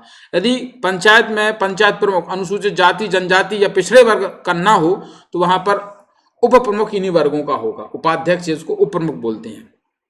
अब ये पूरा मुझे लगता है आपका यहाँ पर क्लियर हो गया है। पंचायतों की वित्तीय स्थिति को सुदृढ़ करने हेतु उन्हें अपने क्षेत्र में कर लगाने और वसूलने का अधिकार दिया गया है। 10वां पॉइंट है, सरपंच, उप सरपंच, अध्यक्ष, उपाध्यक्ष, उपस्थित एवं मतदाता करने वाले सदस्यों का 1/3/4 बहुमत से पारित संकल्प द्वारा अविश्वास प्रस्ताव पारित हो जाने पर अपने पद पर नहीं रहेंगे, किंतु 3/4 बहुमत उस समय पंचायतों के कुल सदस्यों के 2/3 सदस्य से कम नहीं होना चाहिए। पंचायतों के गठन के प्रथम 1 वर्ष तथा कार्यकाल समाप्त होने के अंतिम 6 माह में अविश्वास प्रस्ताव नहीं लाया जाएगा। एक तो पहले वर्ष में नहीं लाया जाएगा और फिर अंतिम 6 में नहीं लाएगा। इसको बढ़ाकर अब 3 वर्ष कर दिया गया है, ये नया पॉइंट है। पंचायत और अपने ग्रामीण जो मंत्री हैं प्रहलाद पटेल जी, उन्होंने अभी ये नया कानून लाए हैं। ये आपको इसीलिए मैं बता रहा हूँ पॉइंट। अभी क्या था, 1 साल के लिए है कि प्रथम 1 वर्ष में अविश्वास प्रस्ताव नहीं लाया जा सकता और अंतिम 6 वर्ष में ही लाया जा सकता। इसको उन्होंने कर दिया है 3 वर्ष। कितना कर दिया है? 3 वर्ष कर दिया है, और अंतिम 6 वर्ष ज्यों का त्यों है। मतलब 3 वर्ष के बाद ही अब सरपंच को अविश्वास प्रस्ताव के तहत हटाया जा सकता है। और हटाने का क्या प्रावधान है कि सरपंच, उपसरपंच, अध्यक्ष एवं उपाध्यक्ष उपस्थित एवं मतदाता करने वाले सदस्यों के 3/4 बहुमत से पारित पहले तो संकल्प हो कि हमको इनको हटाना है, फिर टोटल सदस्यों का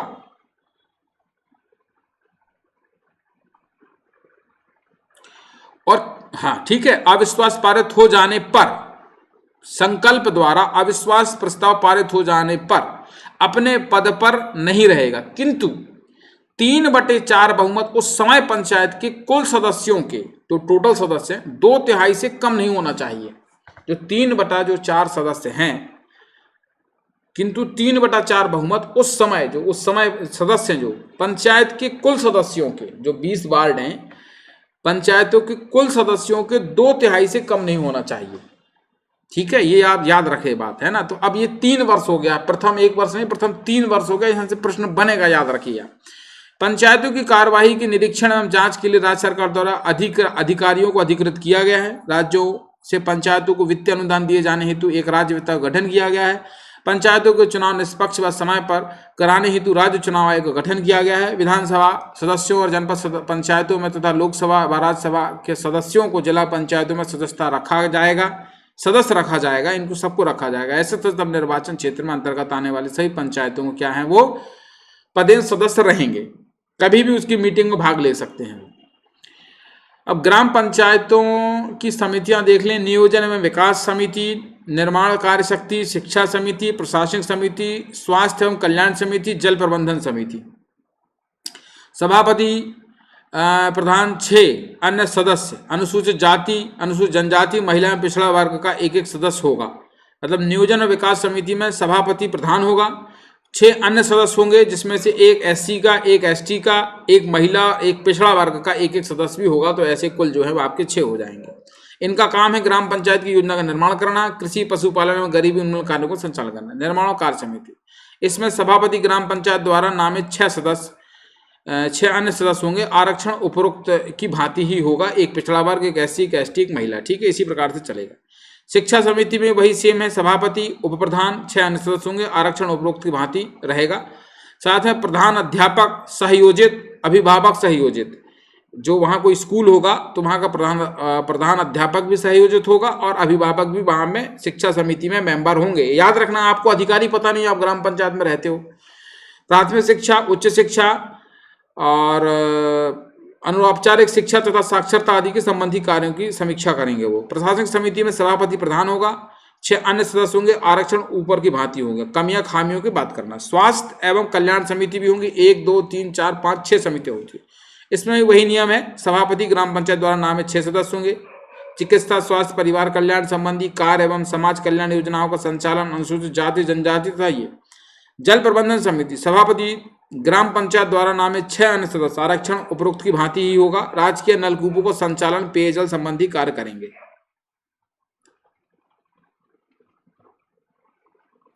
मध्य प्रदेश के पंचायत एवं राज अधिनियम के प्रमुख प्रावधान। जिला पंचायत का गठन, ये मुझे लगता है मैंने पूरा खत्म कर लिया क्या? ऊपर का, हाँ ऊपर का हो गया। जी जी जी, चलिए। जिला पंचायत का गठन, निर्वाचन क्षेत्रों से निर्वाचित सदस्य, लोकसभा सदस्य जिनका निर्वाचन क्षेत्र अंशतः या पूर्णतः जिले का भाग हो, नगरीय क्षेत्र को छोड़कर। मध्य प्रदेश से निर्वाचित राज्यसभा सदस्य जिनका नाम जिले की ग्राम पंचायत क्षेत्र की मतदाता सूची में हो। हर राज्यसभा सदस्य नहीं होगा, लेकिन जिसका नाम उस ग्राम पंचायत में हो वो राज्यसभा सदस्य जो है वो हो जाएगा वहां पर। लेकिन वो निर्वाचित भी मध्य प्रदेश से होना चाहिए, गुजरात से नहीं होना चाहिए। विधानसभा सदस्य जिसका निर्वाचन क्षेत्र अंशतः पूर्णतः जिले का भाग हो। जिले में जनपद पंचायत के समस्त अध्यक्ष, जो जनपद पंचायत अध्यक्ष इस खंड के अधीन सदस्य हैं या समितियों का सदस्य नहीं होगा। जिला पंचायत, जिले में जनपद पंचायत के समस्त अध्यक्ष जो होंगे। ठीक है, तो अब जनपद में तो सभी अध्यक्ष आ जाएंगे। जो जनपद पंचायत अध्यक्ष इस खंड के अधीन सदस्य है वह समितियों का सदस्य नहीं होगा। ठीक है, वो नहीं होगा।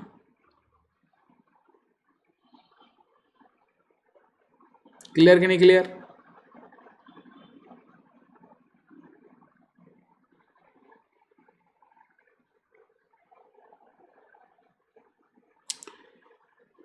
फिर जिले का निर्वाचन क्षेत्र में विभाजन, औसतन 50,000 की जनसंख्या पर एक सदस्य होगा। जहां जनसंख्या 5 लाख से कम है वहां जिले में 10 होंगे, जहां ज़्यादा है वहां 35 होंगे। एसटी एसटी की आबादी के अनुपात में रिजर्वेशन होगा। एसटी एसटी के लिए रिजर्वेशन 50% से कम होने पर ओबीसी के लिए 25% आरक्षण होगा। आधा स्थान महिलाओं के लिए भी आरक्षित किया है। जिला पंचायत अध्यक्ष व उपाध्यक्ष का चुनाव जिला पंचायत के निर्वाचन सदस्यों में से ही होता है। एसटी क्षेत्र में एसटी वर्ग का निर्वाचन सदस्य अध्यक्ष होगा, है ना। जहां पर एससी और एसटी वर्ग हैं वहां पर निर्वाचित सदस्य अध्यक्ष होगा। अध्यक्ष के आधे पर पद पर महिलाएं आरक्षित होंगी। अध्यक्ष पर जहां कम है वहां 25% ओबीसी होंगी। एसटी एससी ओबीसी वर्ग नहीं है तो उपाध्यक्ष एसटी एससी ओबीसी वर्ग से होगा। जिला पंचायत का प्रथम सम्मेलन 30 दिन के अंदर होना चाहिए। ये बात पहले बता चुका हूं, फिर बता रहा हूं यहां पर। और जिला पंचायत मुख्य कार्यपालन अधिकारी द्वारा बुलाया जाता है।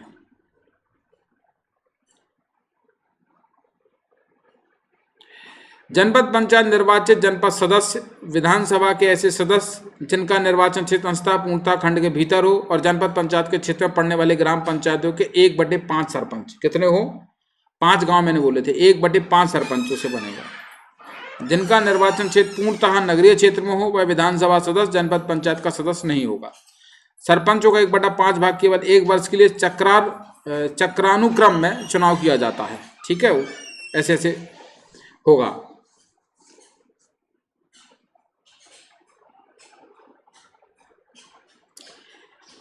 फिर जो सरपंच जनपद पंचायत का सदस्य है वो समितियों का सदस्य क्या होगा, नहीं होगा।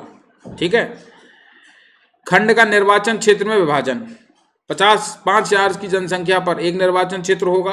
50,000 से कम की जनसंख्या में 10 और अधिक है तो 25 हो सकते हैं। वही नियम एसटी व एससी के लिए आबादी के अनुपात में रिजर्वेशन होगा। एसटी एससी के लिए 50% से कम आरक्षण है तो ओबीसी के लिए 25% स्थान आरक्षित होगा।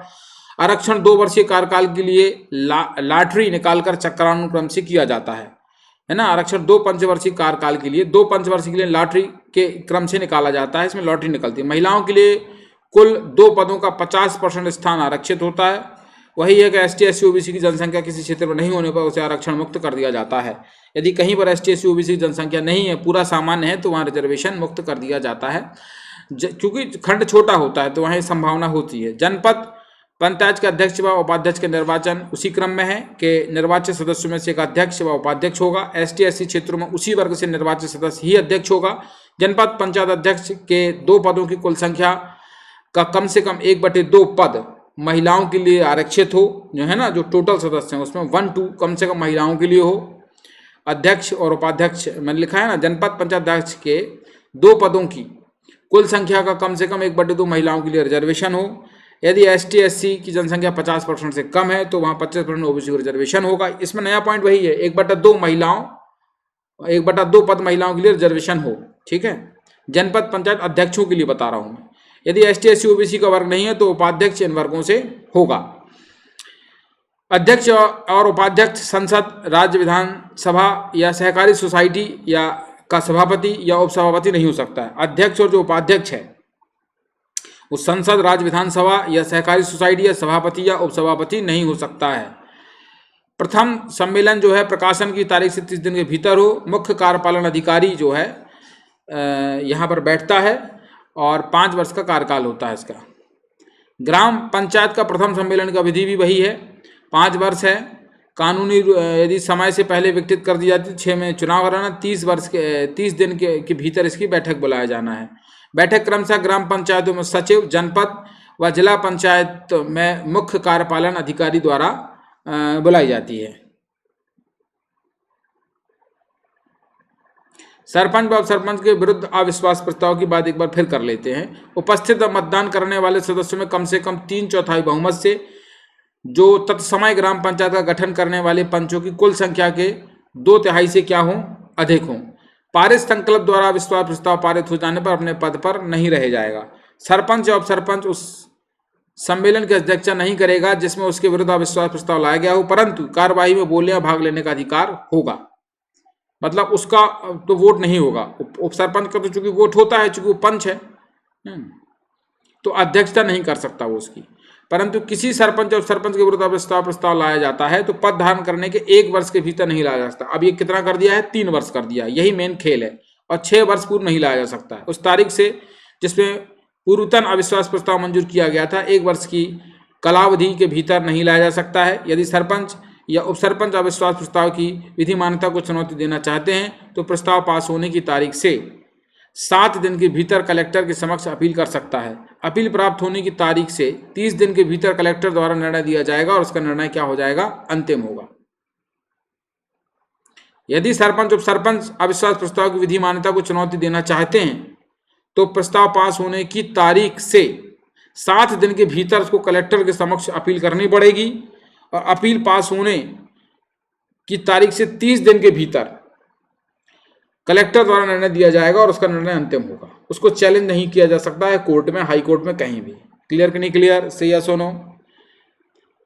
अब करने को तो आप कर सकते हैं, है ना, आप सुप्रीम कोर्ट जा सकते हैं, वो एक अलग बात है, और वो सुप्रीम कोर्ट एक्सेप्ट करता नहीं करता। लेकिन यहाँ इसमें नियम ये है, क्योंकि सुप्रीम कोर्ट तो कोई भी ले सकता है बट लेगा नहीं, वो मैं बता रहा हूँ आपको। ये है ग्राम पंचायतों के पदाधिकारियों को वापस बुलाना। ग्राम सभा गुप्त मतदान द्वारा पंच और सरपंच को वापस बुला सकती है।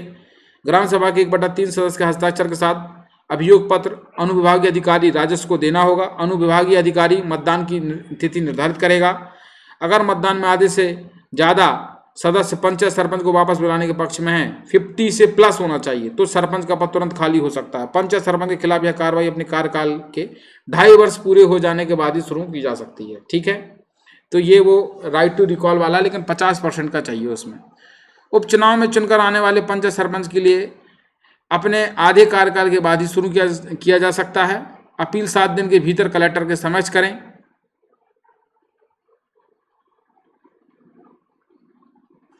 अपील 30 दिन के भीतर निर्णय होगा, कलेक्टर का निर्णय अंतिम होगा। पंचायत का गठन हो चुका है।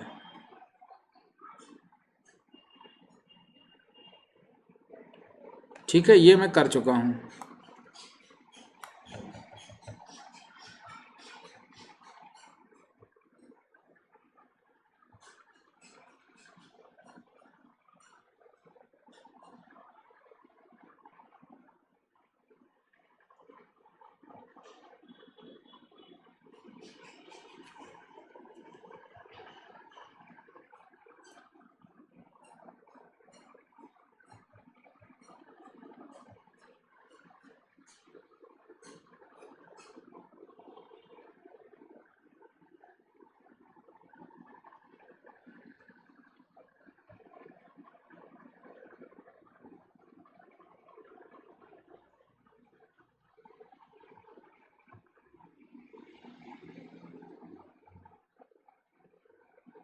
मध्य प्रदेश पंचायती राज अधिनियम 1 30/10/1993 को मध्य प्रदेश विधानसभा में पारित हुआ। 24 जनवरी 1994 को राज्यपाल की अनुमति प्राप्त हुई। 25 जनवरी 1994 को मध्य प्रदेश राजपत्र में प्रकाशित हुआ। ठीक है, ये एक पॉइंट यहाँ पर मैंने दे दिया है जो इम्पोर्टेंट है एग्जाम की दृष्टि से।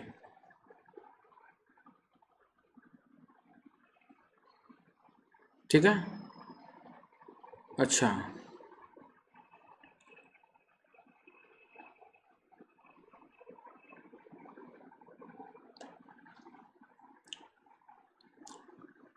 वापस बुलाने वाला मैंने बता दिया आपको। पंचायत का गठन हो गया, पंचायत की अवधि हो गई है, ये बता चुका हूं ऊपर आपको। 20 वार्ड ग्राम पंचायत गठन बता दिया, ग्राम सभा की बैठक बता दी। वर्ष में प्रत्येक 3 माह में कम से कम एक बार, कितने होना चाहिए, वर्ष में प्रत्येक 3 माह में कम से कम एक बार, परंतु ग्राम सभा में 1/3 से अधिक सदस्यों द्वारा लिखित में मांग किए जाने पर अथवा जनपद, जिला पंचायत या कलेक्टर द्वारा अपेक्षा किए जाने पर अपेक्षा के दिनांक से 30 दिन के भीतर ग्राम सभा की बैठक की जाएगी। वैसे नियम क्या है, 3 माह में कम से कम एक बार होना चाहिए, लेकिन यदि 1/3 से अधिक सदस्य मांग करते हैं या जनपद, जिला पंचायत या कलेक्टर द्वारा अपेक्षा किया जाए तो 30 दिन के भीतर ग्राम सभा की बैठक की जाएगी। ये इंपॉर्टेंट पॉइंट है। ठीक है, बैठक की तारीख और समय स्थान। बैठक की तारीख, समय व स्थान सरपंच द्वारा उसकी अनुपस्थिति में उपसरपंच द्वारा और दोनों की अनुपस्थिति में सचिव द्वारा निर्धारित की जाएगी। पंचायत के प्रत्येक ग्राम में ग्राम सभा का आयोजन किया जाएगा। ग्राम सभा की वार्षिक बैठक पंचायत मुख्यालय में होगी। वार्षिक बैठक आगामी वित्तीय वर्ष के प्रारंभ होने के कम से कम 3 माह पूर्व आयोजित की जाएगी। जब अगला वित्तीय वर्ष पूरा होना उसके 3 माह पहले पूर्व की जाएगी। बैठक की सूचना देने की रीति, बैठक की तारीख से कम 7 दिन पूर्व दी जाएगी। बैठक में कोई सुझाव देने या कोई विषय उठाने के लिए सूचना की तारीख से 1 सप्ताह के भीतर ग्राम पंचायत सचिव को लिखित में एक सूचना देनी होगी। किसी लिखित आपत्ति की दशा में बैठक 3 दिन की पूर्व सूचना देकर बुलाई जा सकेगी। ठीक है, बैठक की तारीख कम से कम क्या होगी, 7 दिन पूर्व दी जाएगी। बैठक में कोई सुझाव देने या कोई अन्य विषय उठाने के लिए सूचना की तारीख से 1 सप्ताह के भीतर ग्राम पंचायत सचिव को लिखित में एक सूचना देनी होगी। किसी लिखित आपत्ति की दशा में बैठक 3 दिन की पूर्व सूचना देकर बुलाई जाएगी। वार्षिक बैठक के लिए कार्यसूची, लेखाओं का वार्षिक विवरण, पूर्ववर्ती वित्तीय वर्ष के प्रशासन की रिपोर्ट, आगामी वित्तीय वर्ष के लिए प्रस्तावित विकास कार्यक्रम, अंतरिम संपरीक्षा टिप्पणी और उसके संबंध में दिए गए उत्तर, ग्राम पंचायत का वार्षिक बजट और अगले वित्तीय वर्ष के लिए वार्षिक योजना। सभापति की अनुमति से कोई अन्य विषय पर भी चर्चा की जा सकती है। बैठक की अध्यक्षता सरपंच द्वारा या उसकी अनुपस्थिति में उप सरपंच द्वारा, दोनों की अनुपस्थिति में जो है किसी अन्य सदस्य के द्वारा की जाएगी, है ना। दोनों की अनुपस्थिति में बैठक के लिए उपस्थित सदस्यों में से बहुमत द्वारा निर्वाचन हो जाएगा कि आज ये करेंगे। अनुसूचित क्षेत्रों के लिए अनुसूचित जाति या अनुसूचित जनजाति के किसी ऐसे सदस्य द्वारा जो सरपंच, उप सरपंच या पंचायत का सदस्य ना हो और बैठक में उपस्थित सदस्यों द्वारा चुना गया हो, वह केवल उसी बैठक के लिए अध्यक्षता करेगा। फिर से इस पॉइंट को पढ़ो। अनुसूचित जाति या जनजाति के किसी ऐसे सदस्य द्वारा जो सरपंच, उप सरपंच या पंचायत का सदस्य ना हो और बैठक में उपस्थित सदस्यों द्वारा चुना गया हो, वह केवल उसी बैठक के लिए अध्यक्ष करेगा। ठीक है। बैठक की गणपूर्ति इंपॉर्टेंट है। कुल सदस्य का 1/10, जिसमें 1/3 से अधिक महिला सदस्य की उपस्थिति अनिवार्य है। अनुसूचित क्षेत्र के लिए कुल सदस्य संख्या का 1/3, जिनमें 1/3 महिला सदस्यों की उपस्थिति अनिवार्य है। गणपूर्ति पूरी नहीं होने पर बैठक को स्थगित कर आगे बढ़ा दिया जाता। स्थगित बैठक जो आगामी किसी तारीख पर होने वाली हो उसके लिए गणपूर्ति आवश्यकता नहीं होती है। स्थगित बैठक के आयोजन पर किसी नए विषय पर विचार नहीं किया जा सकता है। स्थगित बैठक के आयोजन पर किसी नए विषय का विचार नहीं किया जा सकता है। गणपूर्ति करने का उत्तरदायित्व सरपंच और पंच का होगा। लगातार 3 बैठकों में गणपूर्ति नहीं होने पर पंच सरपंच को नोटिस दिया जाएगा और आगे की 2 ग्राम सभा की बैठक में गणपूर्ति करने का अवसर दिया जाएगा। फिर भी गणपूर्ति नहीं होने पर सरपंच पंच को पद से हटाया जा सकता है। सरपंच और पंच को उनके पद से हटाने की कार्रवाई उन्हें सुनवाई का पूरा अवसर प्रदान करने के बाद ही की जाएगी। ये बहुत इंपॉर्टेंट इसमें बात है कि मौका उनको देते रहेंगे। 1/10, 1/3 महिला होना चाहिए। ठीक है। और नहीं होने पर वो आगे बैठक होगी और कोई नया विषय नहीं होगा। और यदि इसके बाद ये पंच सरपंच नहीं कर पाते हैं 3 बैठकों में तो नोटिस होगा। फिर अगली 2 नहीं कर पाते हैं तो ये होगा। यदि मैंने बोला है यहां पर आप देखें,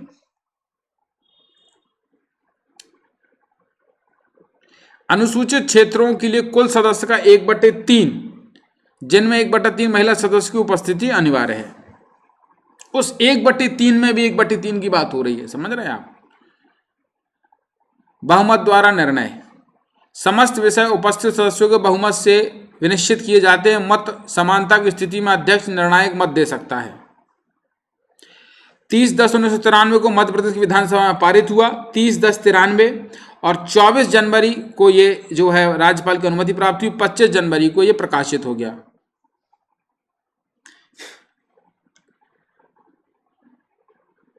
अब ये पंचायती राज से कुछ विशिष्ट तथ्य हम आपको बता रहे हैं। आंध्र प्रदेश ही भारत का एकमात्र ऐसा राज्य है जहां अल्पसंख्यकों के लिए पंचायतों में आरक्षण का प्रावधान है। मध्य प्रदेश, बिहार, उत्तराखंड में पंचायत विधियों में महिलाओं के लिए 50% आरक्षण है। 2009 में केंद्र सरकार ने भी पंचायती राज संस्थाओं में महिलाओं को 50% रिजर्वेशन देने का फैसला कर दिया है। अब मतलब ये जो मैं बता रहा था आपको 30%, वो खेल खत्म हो गया। अब तो 50% सभी जगह हो गया।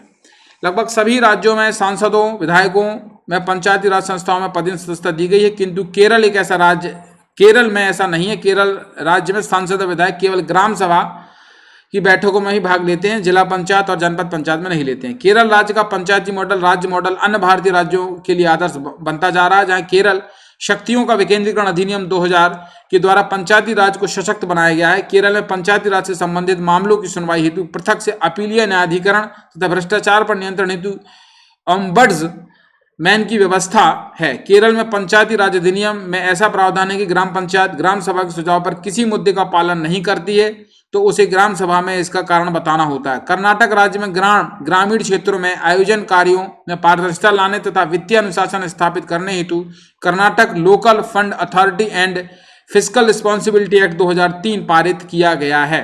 कर्नाटक वर्ष 1987 में मध्य प्रदेश, छत्तीसगढ़, राजस्थान और महाराष्ट्र में जिला ग्रामीण विकास अभिकरणों का जिला परिषदों में विलय किया जा चुका है। वर्ष 1987 में कर्नाटक ने सर्वप्रथम विलय किया था और मध्य प्रदेश में भी हो गया। याद रखिए आप, जिला ग्रामीण विकास अभिकरणों का विलय किसमें कर दिया? परिषदों में कर दिया। आंध्र प्रदेश, राजस्थान, मध्य प्रदेश, बिहार एवं असम में पंचायती अधिनियमों में पंचायती राज संस्थाओं के विकास कार्यों के अतिरिक्त समाज सुधार के लिए विभिन्न कार्यक्रम सौंपे गए हैं। राजस्थान, हिमाचल प्रदेश, बिहार एवं गोवा में ग्राम सभा द्वारा। ठीक है। राष्ट्रीय पंचायत दिवस 24 अप्रैल को प्रतिवर्ष मनाया जाता है। पंचायती राज व्यवस्था का वास्तुकार बलवंत राय मेहता जी हैं। स्वतंत्र भारत के प्रथम पंचायत राज मंत्री एसके डे थे। क्लियर कि नहीं क्लियर? ठीक है। ग्राम पंचायत के कार्यों की देखरेख हेतु एक या एक से अधिक निगरानी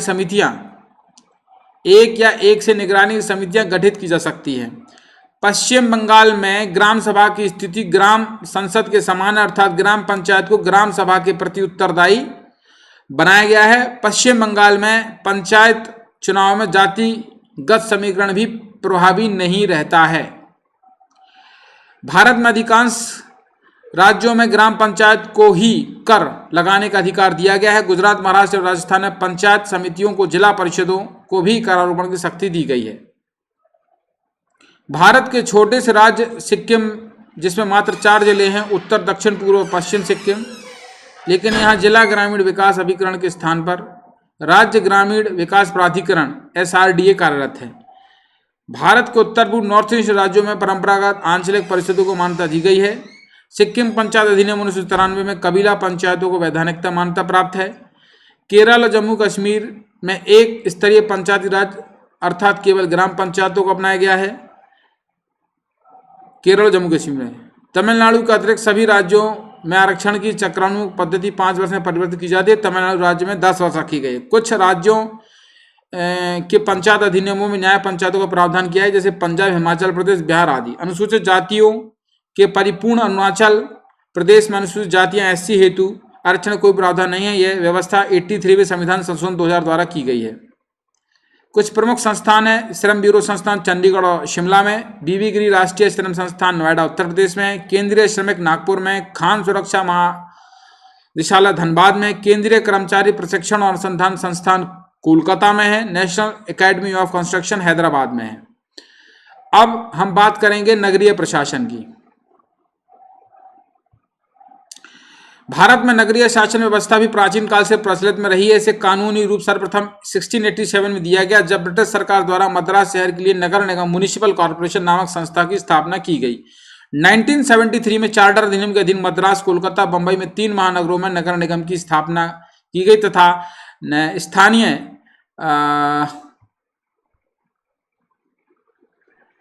ये शायद आपका इसमें दिख नहीं रहा है, मुझे समझ आ गया आपको।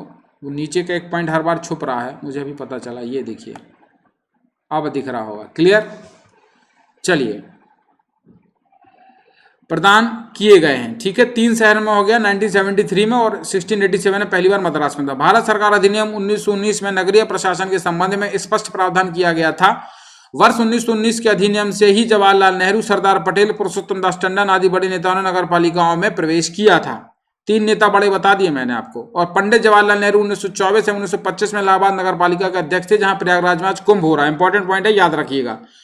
स्वतंत्रता के बाद 74वें संविधान संशोधन द्वारा नगरीय शासन से के संबंध में संवैधानिक प्रावधान किया गया है। तत्कालीन प्रधानमंत्री श्री राजीव गांधी ने 1989 में नगरीय शासन संबंधी प्रावधान के लिए 65वां संविधान संशोधन विधेयक लोकसभा में प्रस्तुत किया, परंतु राज्यसभा द्वारा पारित न होने के कारण से कानूनी रूप प्राप्त नहीं था।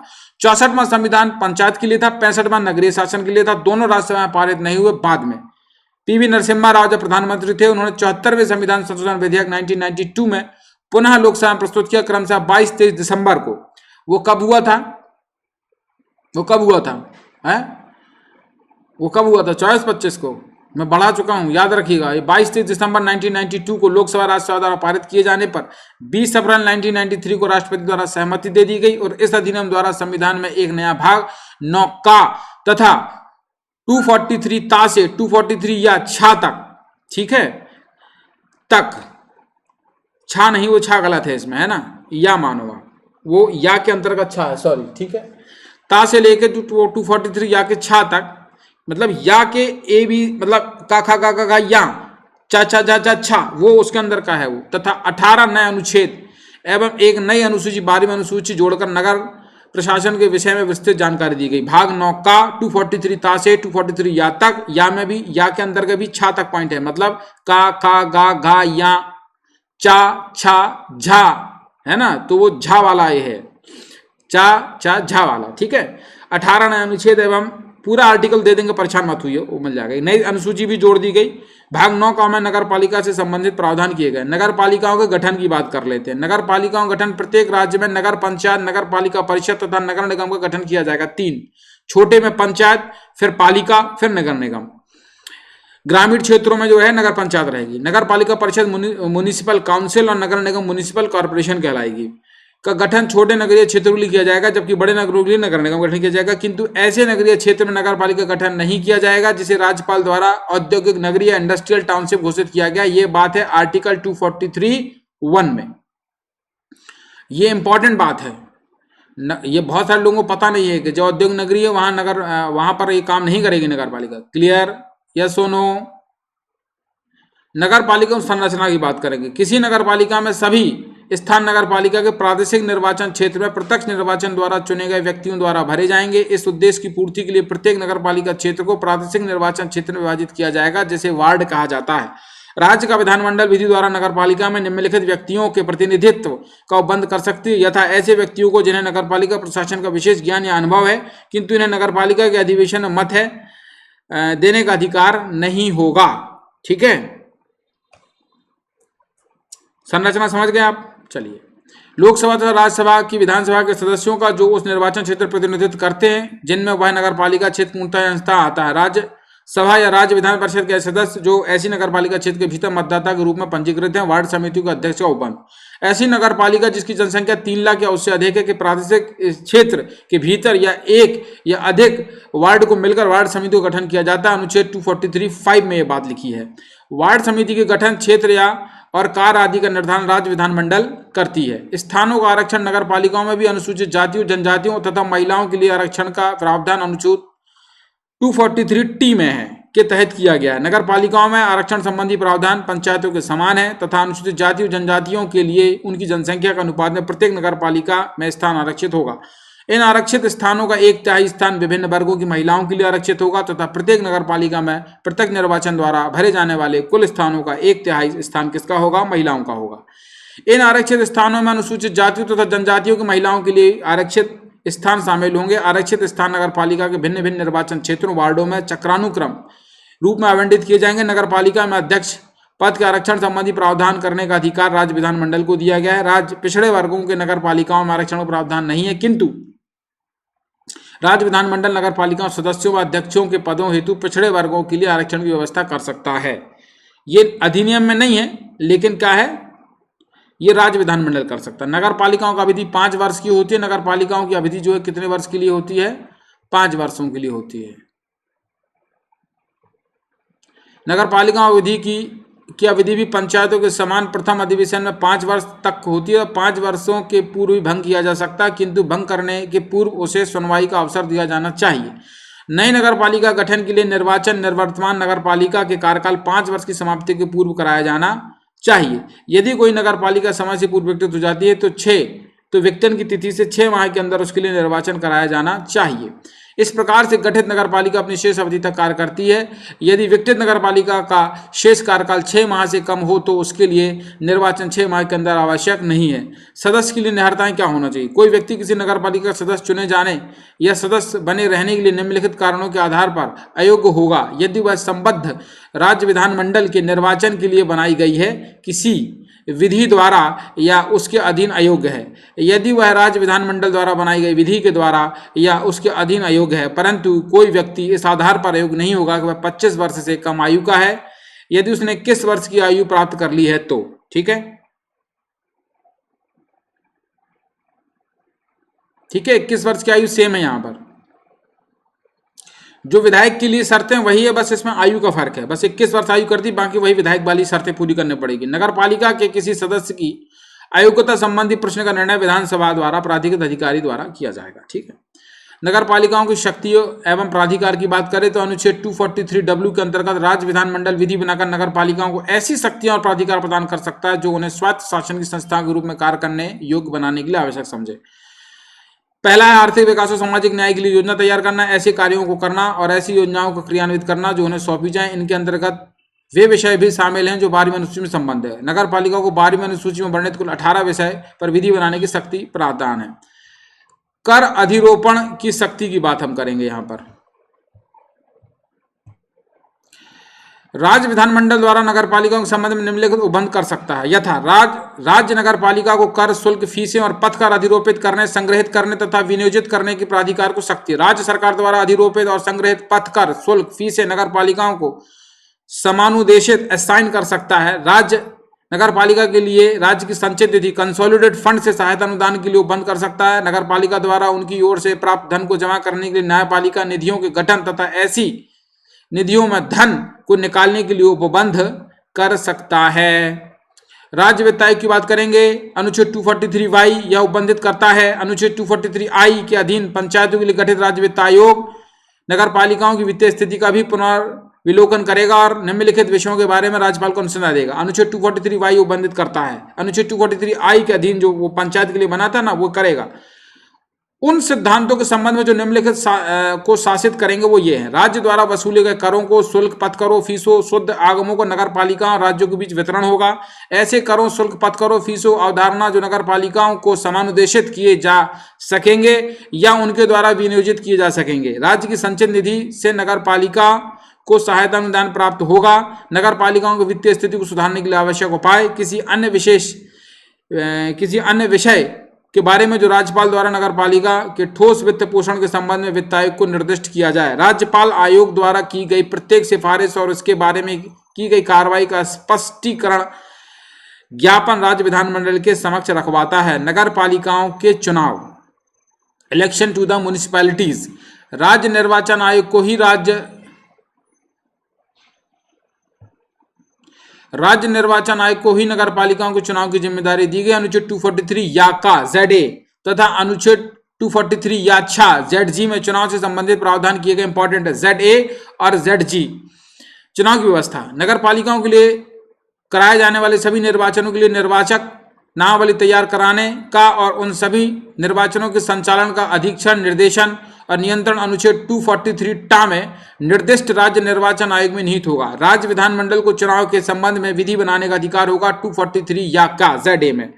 243 या छा ZG में निर्वाचन संबंधी मामलों में न्यायालयों का हस्तक्षेप वर्जित किया गया है। ZA से लेकर ZG तक विधि बनाने का अधिकार है और हस्तक्षेप करने का अधिकार नहीं है।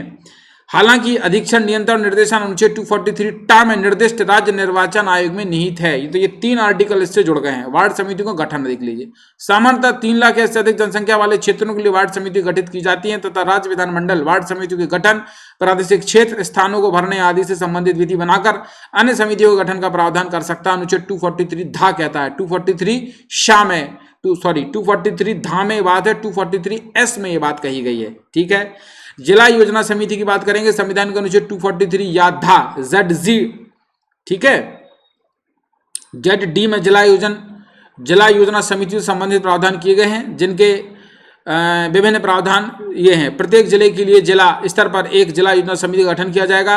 इसका प्रमुख कार्य जिले की पंचायतों तथा नगर पालिका द्वारा तैयार की गई योजनाओं को समेकित कर संपूर्ण जिले के लिए एक विकास मॉडल तैयार करना है। जिला योजना समिति में कम से कम 4/5 सदस्य जिला स्तर की पंचायत और नगर पालिकाओं से निर्वाचित सदस्यों से होंगे। उनका अनुपात जिले में नगर और ग्राम की जनसंख्या के आधार पर होगा। राज्य विधानमंडल द्वारा विधि बनाकर जिला योजना समिति के संबंध में कार्य सौंपने, अध्यक्ष चुने जाने की विधि जिला योजना समिति विकास योजना बनाकर राज्य सरकार को भेजेगी। 12वीं अनुसूची के अंतर्गत अनुच्छेद 243 में क्या क्या प्रावधान है वो देख लीजिए। नगरीय योजना जिसके अंतर्गत शहरी योजना भी शामिल है, भूमि उपयोग का विनिमय और भवनों का निर्माण है, आर्थिक और सामाजिक विकास की योजनाएं, सड़कें और पुल हैं, घरेलू औद्योगिक और वाणिज्यिक प्रायोजकों के लिए जल प्रदान करना है, लोक स्वास्थ्य, स्वच्छता, सफाई और कूड़ा करकट का प्रबंधन है, अग्निशमन सेवाएं हैं, नगरीय वानिकी, पर्यावरण संरक्षण और पारिस्थितिकी पहलुओं की अभिवृद्धि है, समाज के दुर्बल वर्गों जिनके अंतर्गत विकलांग जिसको दिव्यांग बोला जाने लगा और मानसिक रूप से मंद व्यक्ति के हितों का संरक्षण करना है, गंदी बस्ती सुधार उन्नयन है, नगरीय निर्धनता उन्मूलन है, नगरीय निर्धनता उन्मूलन है, नगरीय सुख सुविधाओं जैसे पार्क, उद्यान, खेलों मैदान की व्यवस्था करना है, सांस्कृतिक, शैक्षणिक और सौंदर्य परक पहलुओं की अभिवृद्धि है, शवगाड़ना, कब्रिस्तान, शवदाह, शमशान और विद्युत शवदाह का प्रबंधन है, कंजी हाउस, पशुओं के प्रति क्रूरता का भी निवारण है।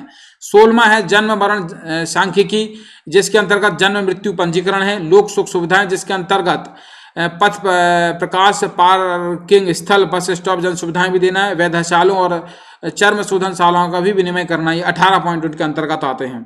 महानगरीय योजना समिति, मेट्रोपॉलिटन प्लानिंग कमेटी, महानगरीय योजना समिति का प्रावधान अनुच्छेद 243 या अंगा में किया गया है, मतलब ZE में किया गया है।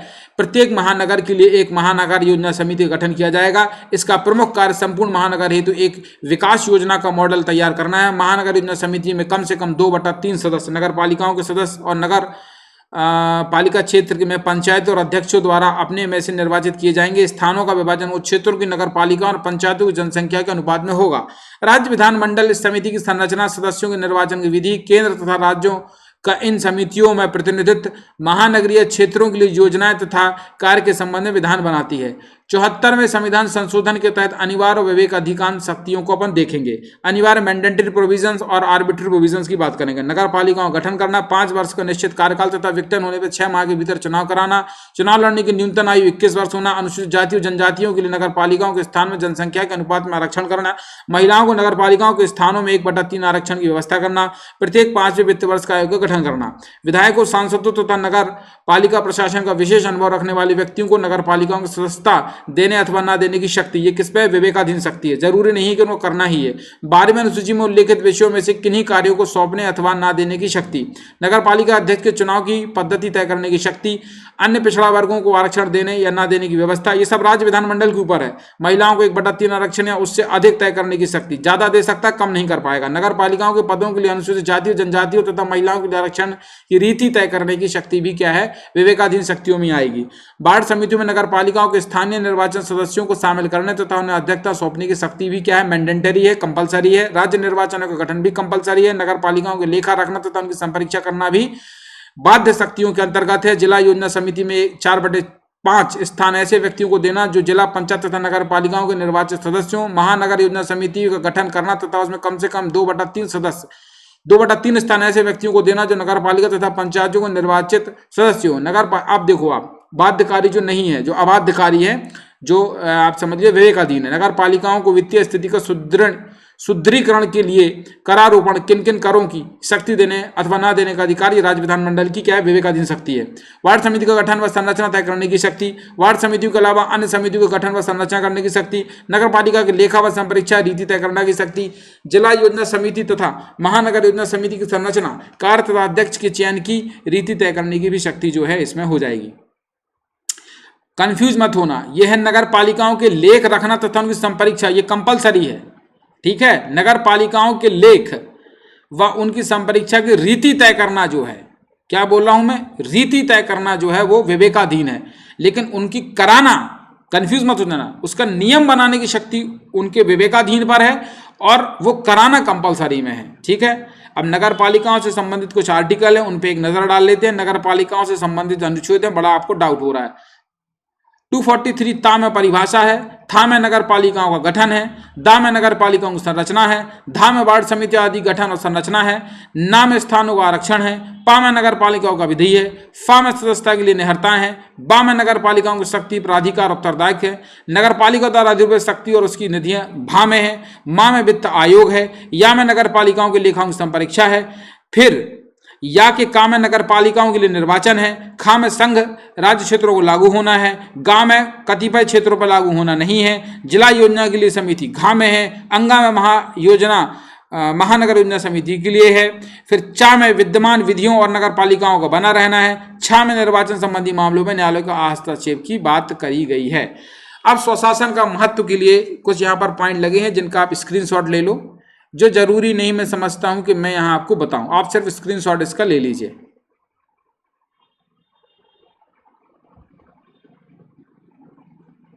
मैं नहीं समझता महत्व आपके लिए जरूरी है, ठीक है।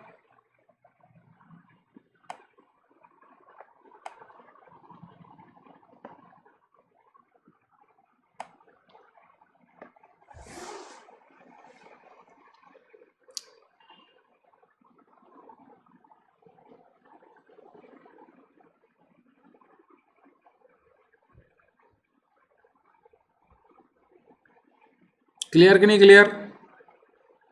ये सिर्फ पढ़ना भर है आपको, अभी ये फैक्ट नहीं है।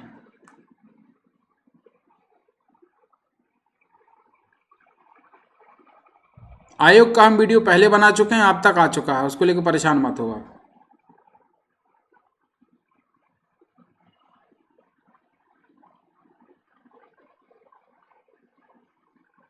ठीक है। नहीं, आयोग का नहीं बनाया है, आयोग का PDF दे देंगे आपको। चलिए धन्यवाद। और